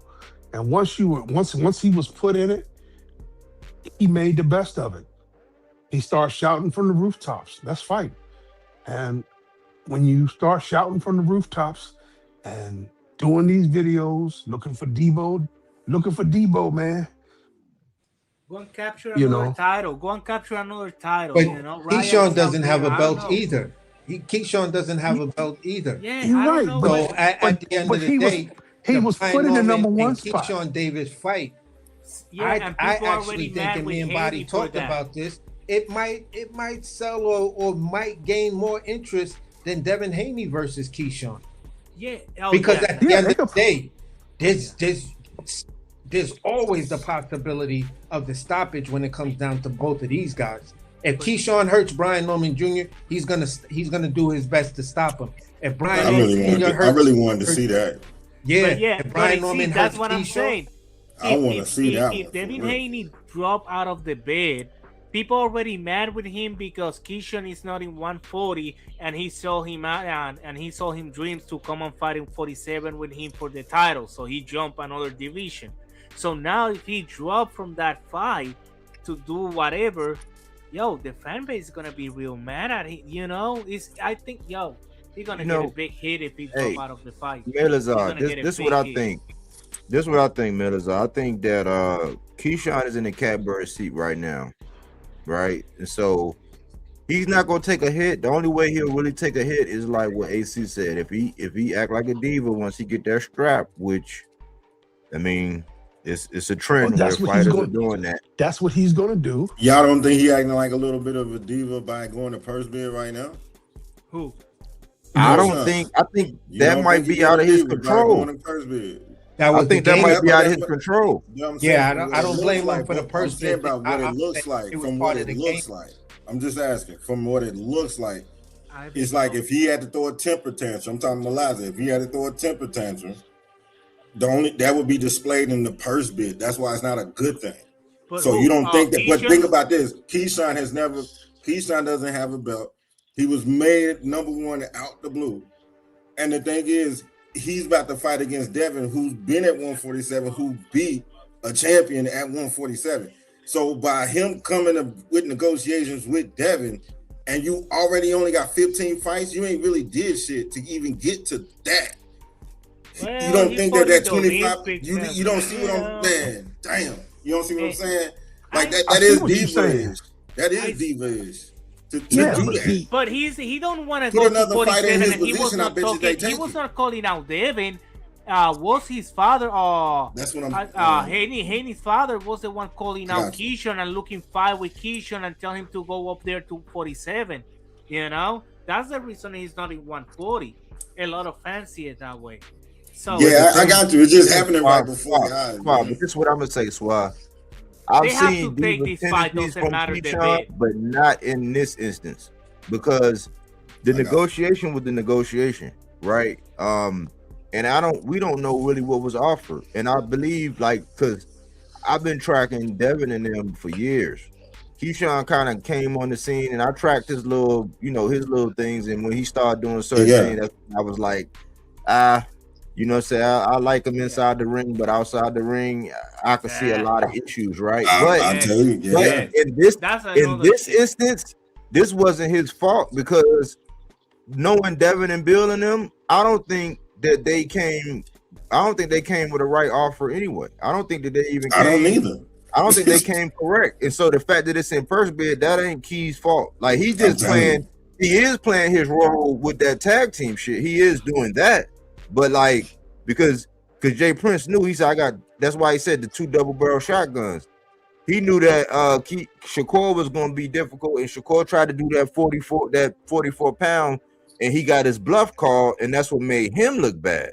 Once Devin called his bluff on that 44 stuff, that made Shakur look real bad. Now the other double barrel shotgun is still sitting there pointed at you, and he like, what you gonna do? Make a move. You know what I'm saying? So now he just sitting tight and being quiet. This the quietest I've ever heard Keyshawn in the except for when he took his little hiatus. This the quietest I've ever heard Keyshawn. So I can't put the diva on him for this in particular. I'm always I'm just playing. Yeah, no, like Keyshawn is like, why you doing in 47? You can do so many shit in. No, I told y'all I thought it was a shitty. I just think it was a shitty deal. I think that Devin presented that to Keyshawn, and Keyshawn looked at him like, "This is it," and he says a shitty deal. And Keyshawn got more back off in the WWO Because Listen. in the WBO they like Keyshawn. That's their guy. WBO Keyshawn is their guy. Doesn't matter in what division. He's gonna be the number one, and they're gonna offer him the title every single time. Yeah, because it's proximity. You're part of the friends and family group with the liquor being Terrence Crawford. But Haney, the WBO darling. WBO don't like him like that. So that's why they're gonna, like in part, WBO prefer Keyshawn be the champion instead of Haney. But it's like because Crawford, you got the lineage. The WBO is gonna favor the lineage. You feel what I'm saying? When it comes down to what these guys are doing, and at the end of the day, I'm just like, I don't really know the dynamic or how you guys really want to rock with that, because at the end of the day, you don't get the sanctioning fees off of the title defenses. You're basically saying, all right, these one shot deals at these different weight classes are big enough and good enough money for us. And if that's how they want to rock, fine with them. But what I wanted to say, I don't know how they do their business. Yeah, I don't know how they do that I don't shit know neither. how the fuck. But what I'm saying is, in concerns in looking at Keyshawn Davis and the advantage that Jay Prince offered him, you feel what I'm saying? By paying his way into that number one position. Yeah, he said he woke up, whatever. Shakur was vibing for him to for Devin Haney to drop the belt to make a mega, or what they was considering a mega fight at 144, whatever the case may be. So yeah, Keyshawn, you could say Keyshawn was placed in that position, and he doesn't have to do anything. So yeah, outside of this one situation right here, Keyshawn is in a good place. He doesn't have to do nothing. The argument that I made earlier is a nitpick argument based on the dynamic that I see that was going on the side, to where we were probably thinking, hey, wait a minute, this Keyshawn versus Brian Norman thing may grow some legs and be the fight to be made. And then once that started to happen, everybody was like, yeah, I'd rather see that. Yeah, let's get that fight going. So just outside of that, you put that aside. That's a whole nother argument, a whole nother beef or whatever. Deal with this situation right here. Keyshawn is not in the wrong. He's placed in a situation. All you got to do is keep your mouth and shut up. You are placed in the plug just to watch it. Make sure dudes ain't doing nothing. And at the end of the day, you still got the other room over there with the topless chicks bagging shit up. So listen, you don't have to say nothing, bro. Just sit back and collect. But what we're gonna look at is what happens after that first payday at 47, which is probably gonna be, you're going to get this belt. More likely, you will probably petition for the elevation versus fighting for the vacant title. So with that, they shouldn't allow him to do that. And that's the part that I'm gonna look at and be like, nah, that's some bullshit. Because at the end of the day, y'all allowed him to skip to the number one, and there's some legitimate names up under where he's at for the WBO. Guys, if you hear in the WBO when the president talk about that, why Keyshawn be number one, what he said is basically, no, it's because the board of that make that decision, the board that made the decision, they already took a decision in Keyshawn to be the number one. I don't have no controls in those decisions because that is on the board, but they got in a meeting and they choose that Keyshawn have the qualities to be number one. Why he never fought 140, neither in 147? Why he's number one? Well, I don't know. That was the decision of the board, and well, I gonna support it. And you're like, what the fuck? You're the president of the freaking WBO. What you mean? Where the board got Can't overrule the board as the president. He cannot overrule. No, yeah, it's so much bullshit. Yeah. He's He's outvoted. That was a quorum. That was a quorum type of vote, which actually came from each one of those members could actually, And who are the members? Be contacted. Where they got that meeting in? You don't know. We don't know shit. It's like just and those meetings can happen online, offline, via whatever. But at the end of the day, we're not privy to that. But if Keyshawn was moved to this number one spot, it was a significant amount of money that was paid to get him to that number one spot. And with all of that money that paid, meeting happened on Zoom. It happened on but look, y'all know what's so funny? Y'all know what's so funny about this? We just went through this when Shakur put out that little lie he was doing, and that lie he keep perpetuating about the WBC and all of this and all of that, right?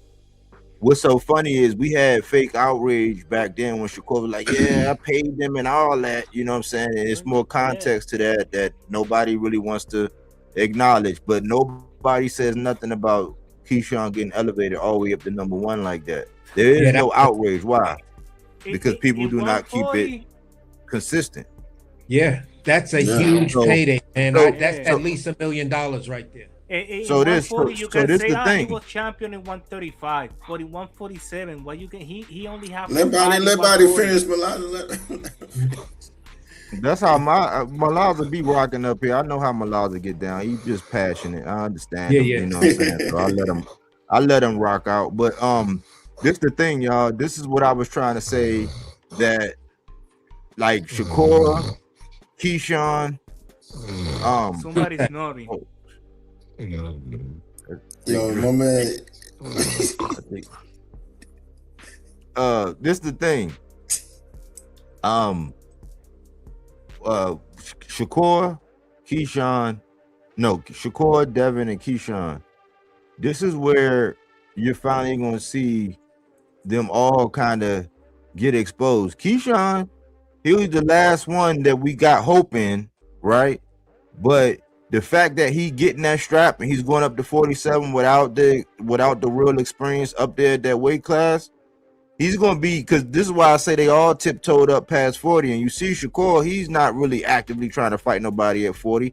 They all tiptoed up past 40 to get to 47. This is the thing. Keyshawn going to be up against it now. He's going to have that strap up at 47 because he's going to fight. He's going to have to fight some killers. He ain't going to be able to no. He ain't going to be able to just tiptoe and prance around and do all of that up at 47. Now, he's going to have to fight. And so we're going to have to see. We just got to wait and see. Hopefully Devin, and hopefully they figure it out and Devin don't drop that strap because, man, if Devin dropped that strap, boy, man, he going to look bad because everybody glazed over the whole him not taking the Tank offer. Everybody glazed over that. They just skipped from the Rolly straight to the Shakur, straight to the Keyshawn. But in there, you could have got the 70-30 with Tank that would have set him up big time with his biggest payday ever. And he said, nah, I don't like the way you talking to me, blah, blah, blah. And they moving forward.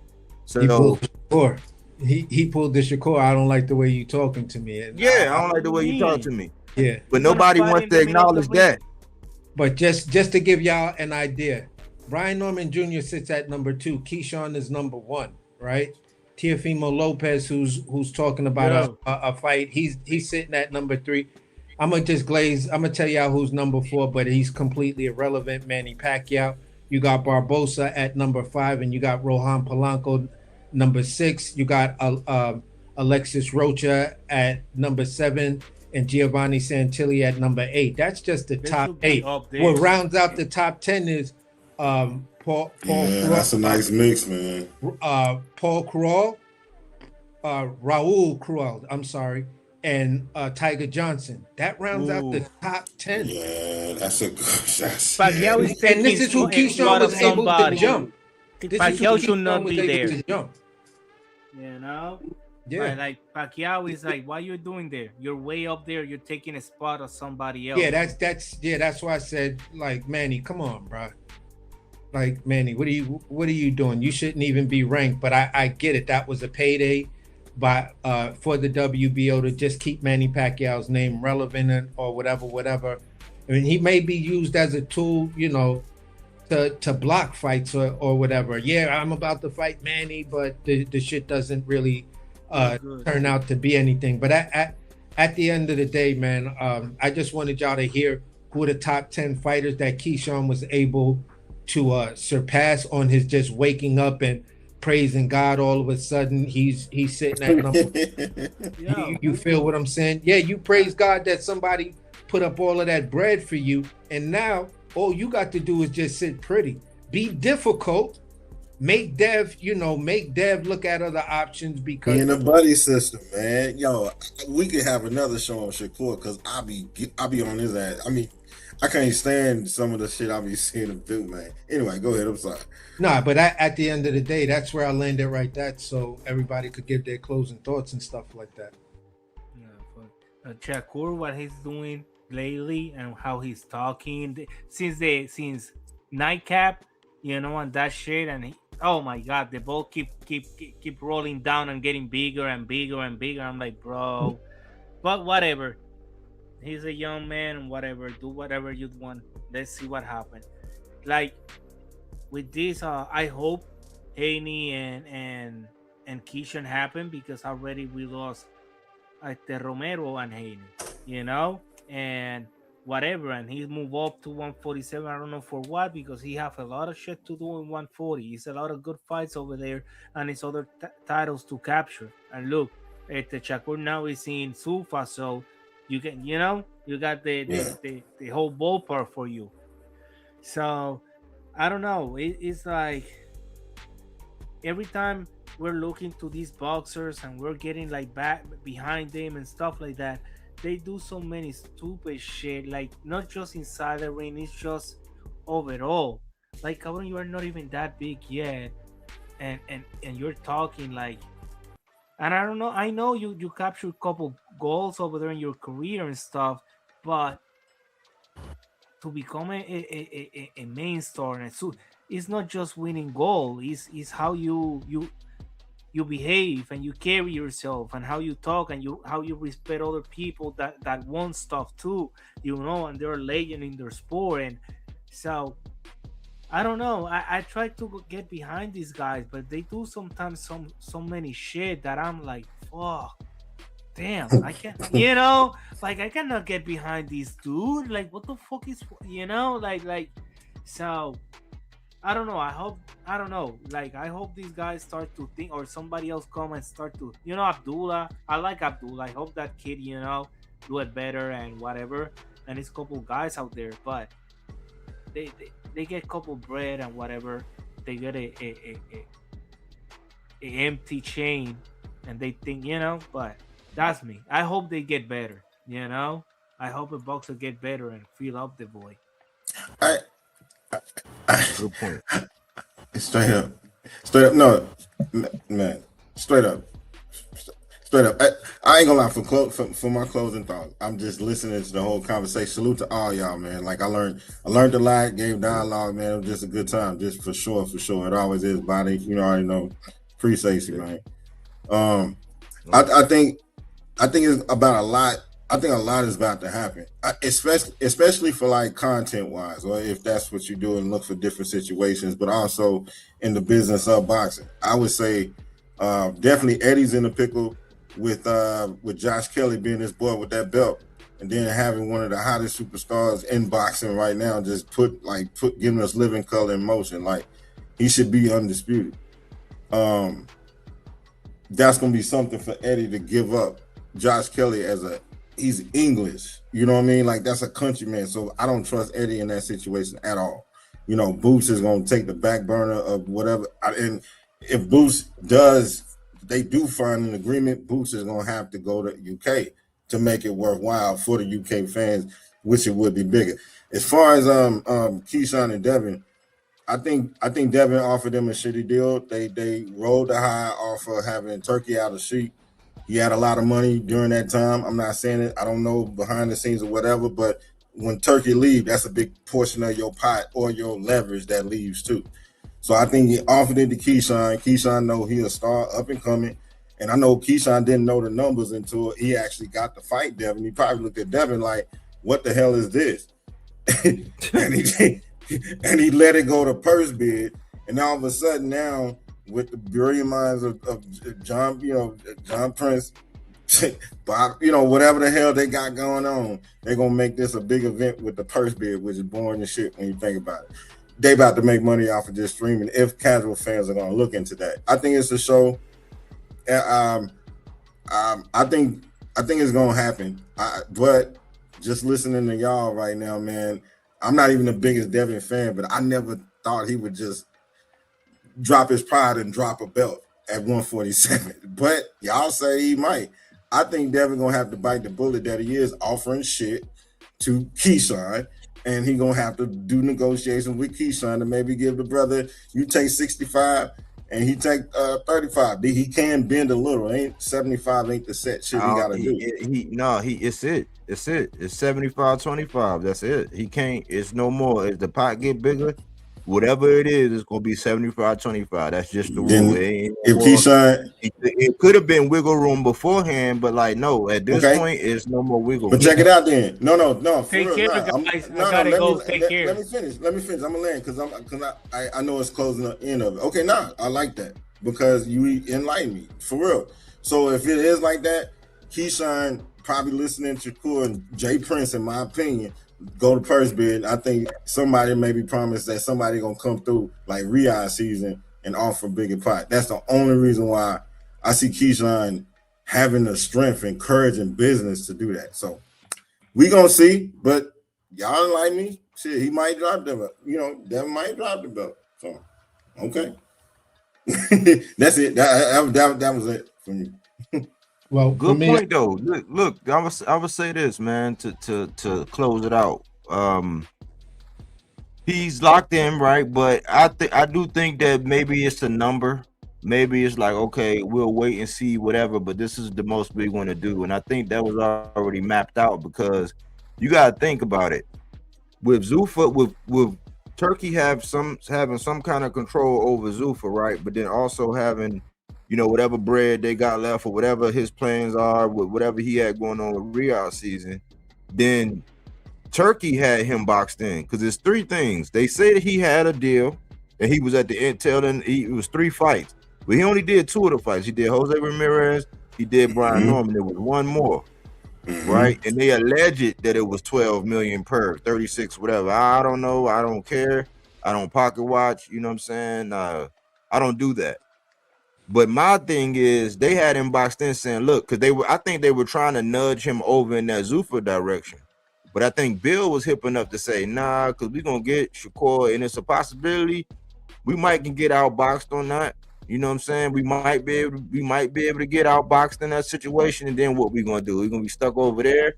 Nah, right? And that's why he was saying, he was adamant about, I'm not going to drop my strap. I'm not going to drop my strap. The only thing is there is a history of him dropping the strap. When he went on that hiatus from Ryan, Puello and Gary Antoine fought for the strap. Puello was the victor. He didn't come back. Like it's like you go to the bathroom, you out with your lady, y'all sitting down having dinner. You go to the bathroom, you come back, it's a ninja in your seat. It's like, nah, bro, you know what I'm saying? You got to get up, you got to go. He didn't do that. He wound up doing the whole Sandor Martin thing. That went to purse bid, right? And what did he do? He vamoosed. So historically, he had a record of doing that. He dropped the strap. He dropped it. You know what I'm saying? So it's not like past behavior is a indicator of future behavior. So you can look at somebody's past, not always, but you can look at somebody's past and see what they want to do in the future. That's like not always, but like you can't put it past them. So that's a realistic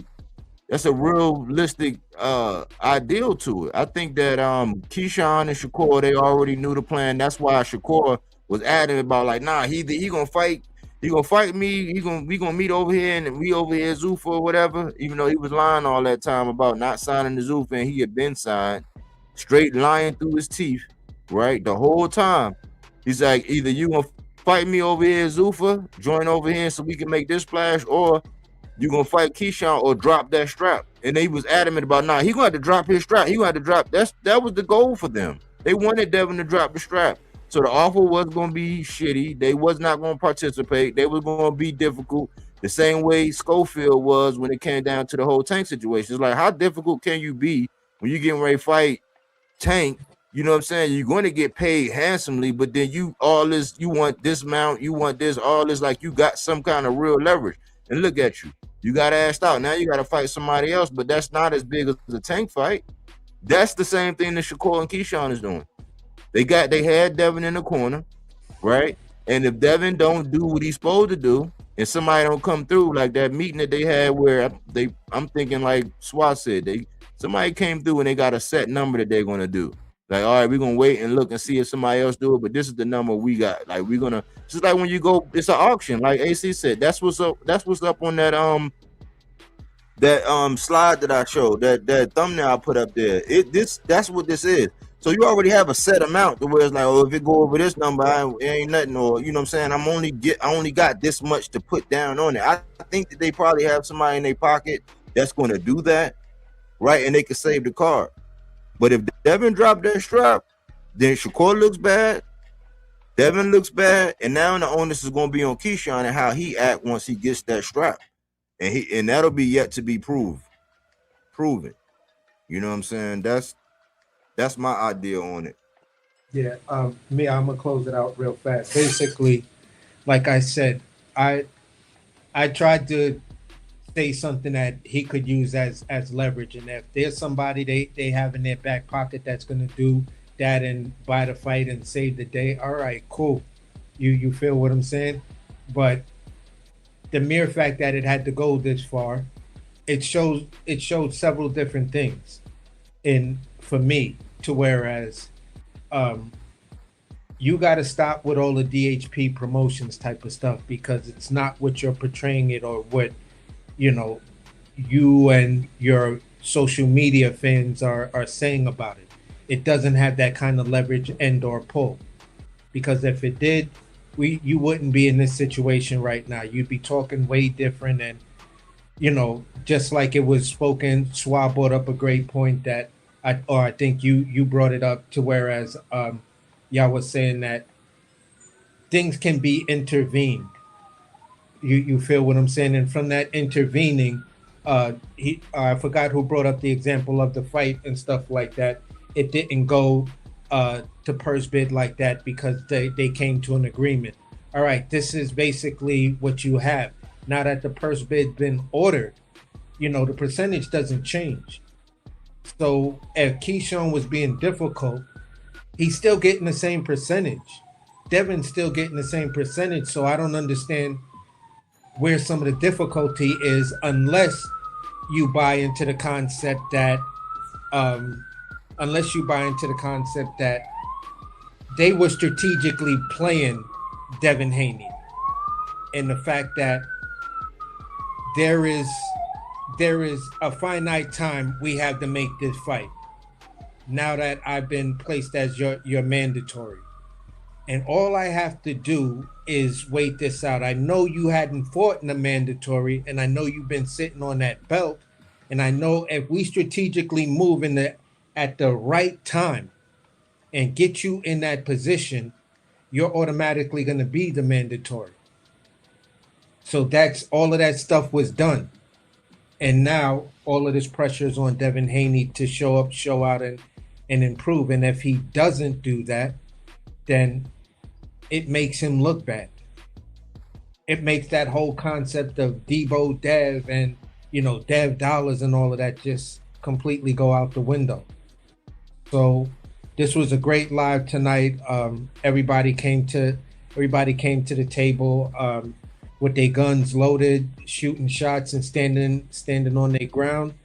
And this was an exciting show for me, bro. And hopefully we have a lot more of these good in-depth conversations. And salute to everybody that showed up on the panel, and everybody in the chat, and salute to everybody on the playback game. Great show. Appreciate you, AC, man. Thanks for dropping them jewels as always, man. And appreciate you too, OG Cass. He said, "Good cook, man. We appreciate you. Thanks for the support.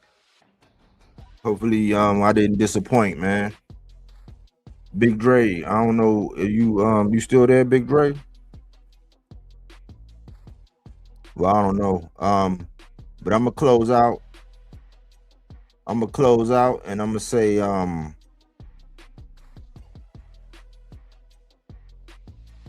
let's see where I'm at.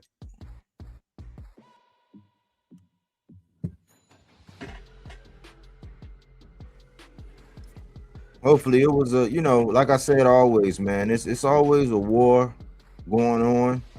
It's a war going on with media, right? He who controls the printed page controls the thinking of this age. And a lot of these outlets, man, it's like even let's just say even with the boo-boo situation, right? As a boxing fan, as an analyst, I'm saying, yeah, he's been out for 2 years. Yeah, the defeat, he suffered a defeat, 6-rounder to David Benavidez, and we've seen the tear that David Benavidez has been on. For me, I pick and choose my battles, man. I think that sometimes we lose sight that there is a war going on, and I think that we can be a little bit heavy-handed when it comes down to actually talking about fighters and the points that we just want to harp on. It's like you got to step back and look at the big picture. If you got major media that's slanting you and going to shit on you, even though you had, like, think about Demetrius Andrade. He 32-1. I think with like 23 knockouts, if my memory serves me. I know it's mid-20s. He 32-1, bro. He lost 1 fight. He's been inactive. Yes, he made some mistakes, but he's still one of our brothers, man. You know what I'm saying? He still put on 40 fights. He's put on 33 fights. It's the same thing I was talking about the other day when it came down to Earl.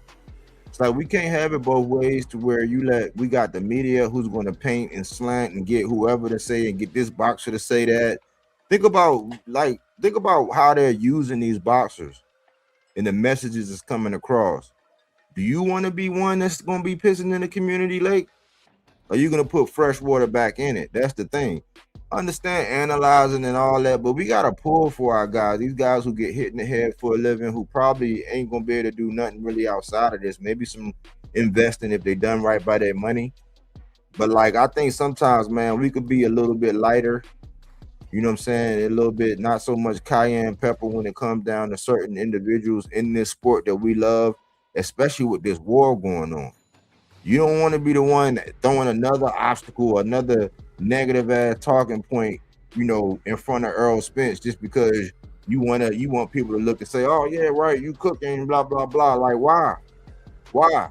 Earl's already up against enough. And then at the bottom line, us as Americans, at the end of the day, it's Americans versus Australia right now. You want to look at it like that, you can get real creative and finding reasons and ways to be able to support somebody, especially even if it's their last hoorah. You know what I'm saying? We gotta understand these guys are humans just like us, but they get hit in the head for a living. And those 2 fights I just named combined, they got 2 losses. 2 losses. You know what I'm saying? So I try to take that approach, man. You're not gonna find me being one of them people that's gonna put out another hit piece or another obstacle on these guys in their comeback.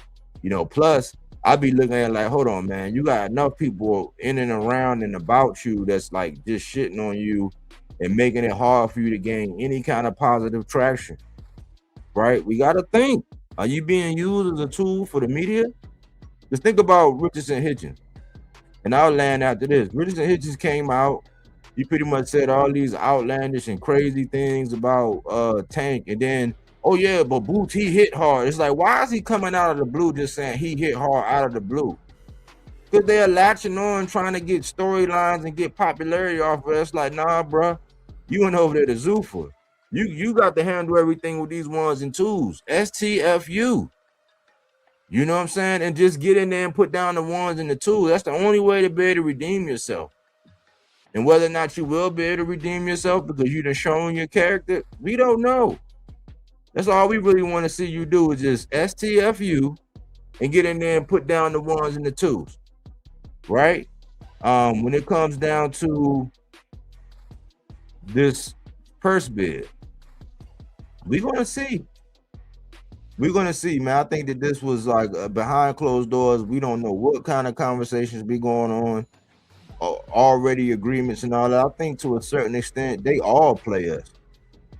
I think when people shut up and they get quiet about certain fights and why it's like, well, how he ain't saying this? It's like because they know the realistic time frame is like, look, if we are going to fight, it's going to be at this time.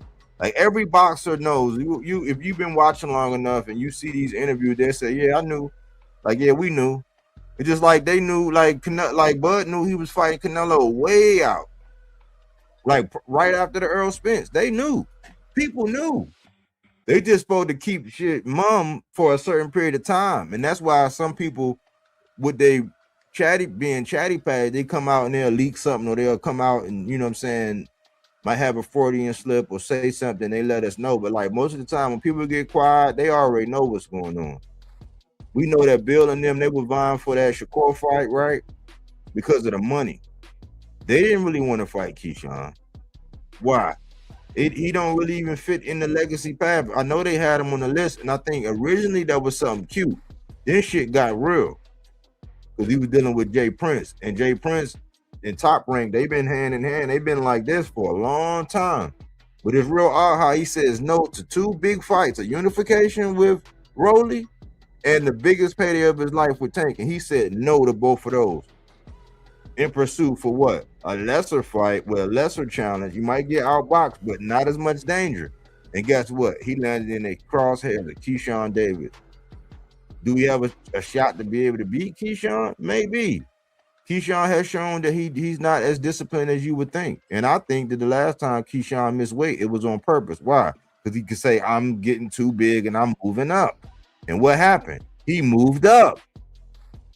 I joked about it on the live beforehand.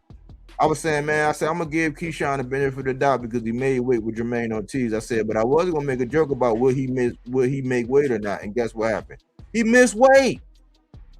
He came back and got back on the scale and did what he needed to do for the fight to go on. He didn't do what he did with De Los Santos. But a lot of this stuff be orchestrated and planned, man. We can't be so naive. At the end of the day, all we really care about is getting good fights. They don't got every fight not gonna be a big fight. And I told y'all, we gotta start qualifying what exactly is a big fight. Because Shakur keeps saying all I want is big fights, but then he excusing away every fight is not gonna be some mega blockbuster. And if the money piece is already done, if you already satisfied money-wise, you just want the best fights available, the ones that's gonna entertain or do whatever. He don't even really want to do that. So I'm like, what is it really about? Is it about the 15 minutes of fame? Are you done pleasing your fans? You already don't care what we think.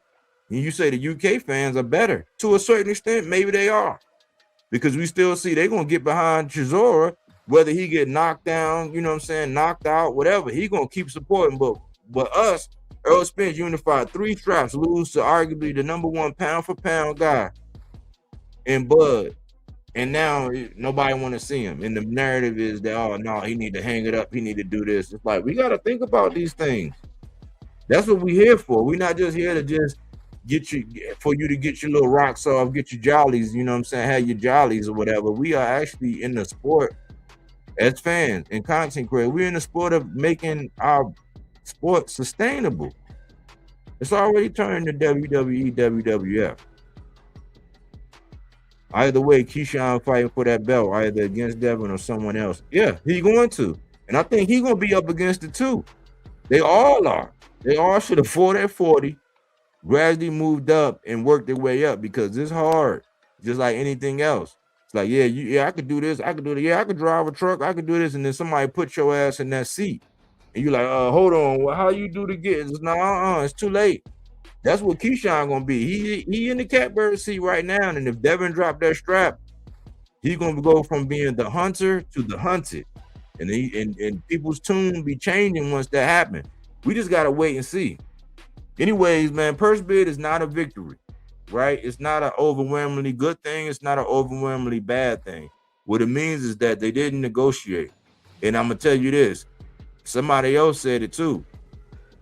Free agent, like when people are free agents, people don't let like Malazar said it. Matter of fact, free agents, they don't let free agents just walk. You know what I'm saying? If you are the goods, they don't just let free agents just get up and just get out the door or whatever. No, they gonna pay them, keep them happy, make sure they stay. Why? Because they are commodities. These boxers are commodities. So that's why I said, quote unquote, superstars going to purse bid. That is nothing to celebrate. That's nothing for you to grab your popcorn and be like, oh, I want to see. Yeah, for the ins and outs as hardcore. Yeah, it'd be cool to see it. But that's not a good indicator, man. They're going to purse bid. I mean, hey, the money wasn't right. The money wasn't funny. Somebody was being unfair, impartial. It's a lot of indicators. Will we win? Maybe. We only win if we get to see them two fight. Otherwise, everybody loses. Silence is consent, meaning that all it takes for evil to prevail is for men and women to remain silent. So we got to speak to the things in the sport of boxing that need to be spoken to, right? That's why we got to say something. Don't mean we got to beat boxers in the head and be derogative, but, you know, do your thing if that's your cup of tea. It's not mine.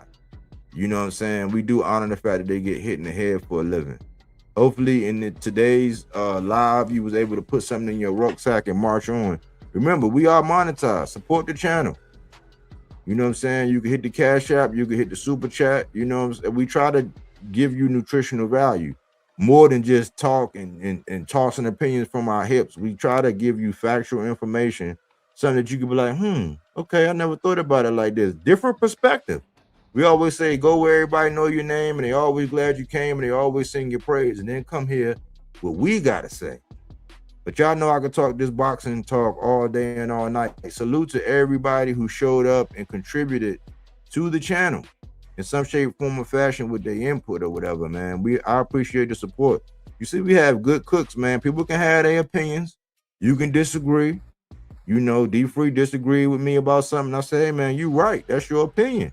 You right to have it. I'm not going to have a knockdown, drag out. Nah, we're going to live to talk another boxing conversation and move forward. And I think that's the standard for boxing talk. Anyways, y'all, thanks for choosing Bodywork Boxing. But we don't take things for face value. We do that body work. He didn't want to box. He wanted to actually prove that he could punch with you. He was like, what the fuck is this nigga, right? Oh, okay, you want to go to sleep. You tired. Welcome to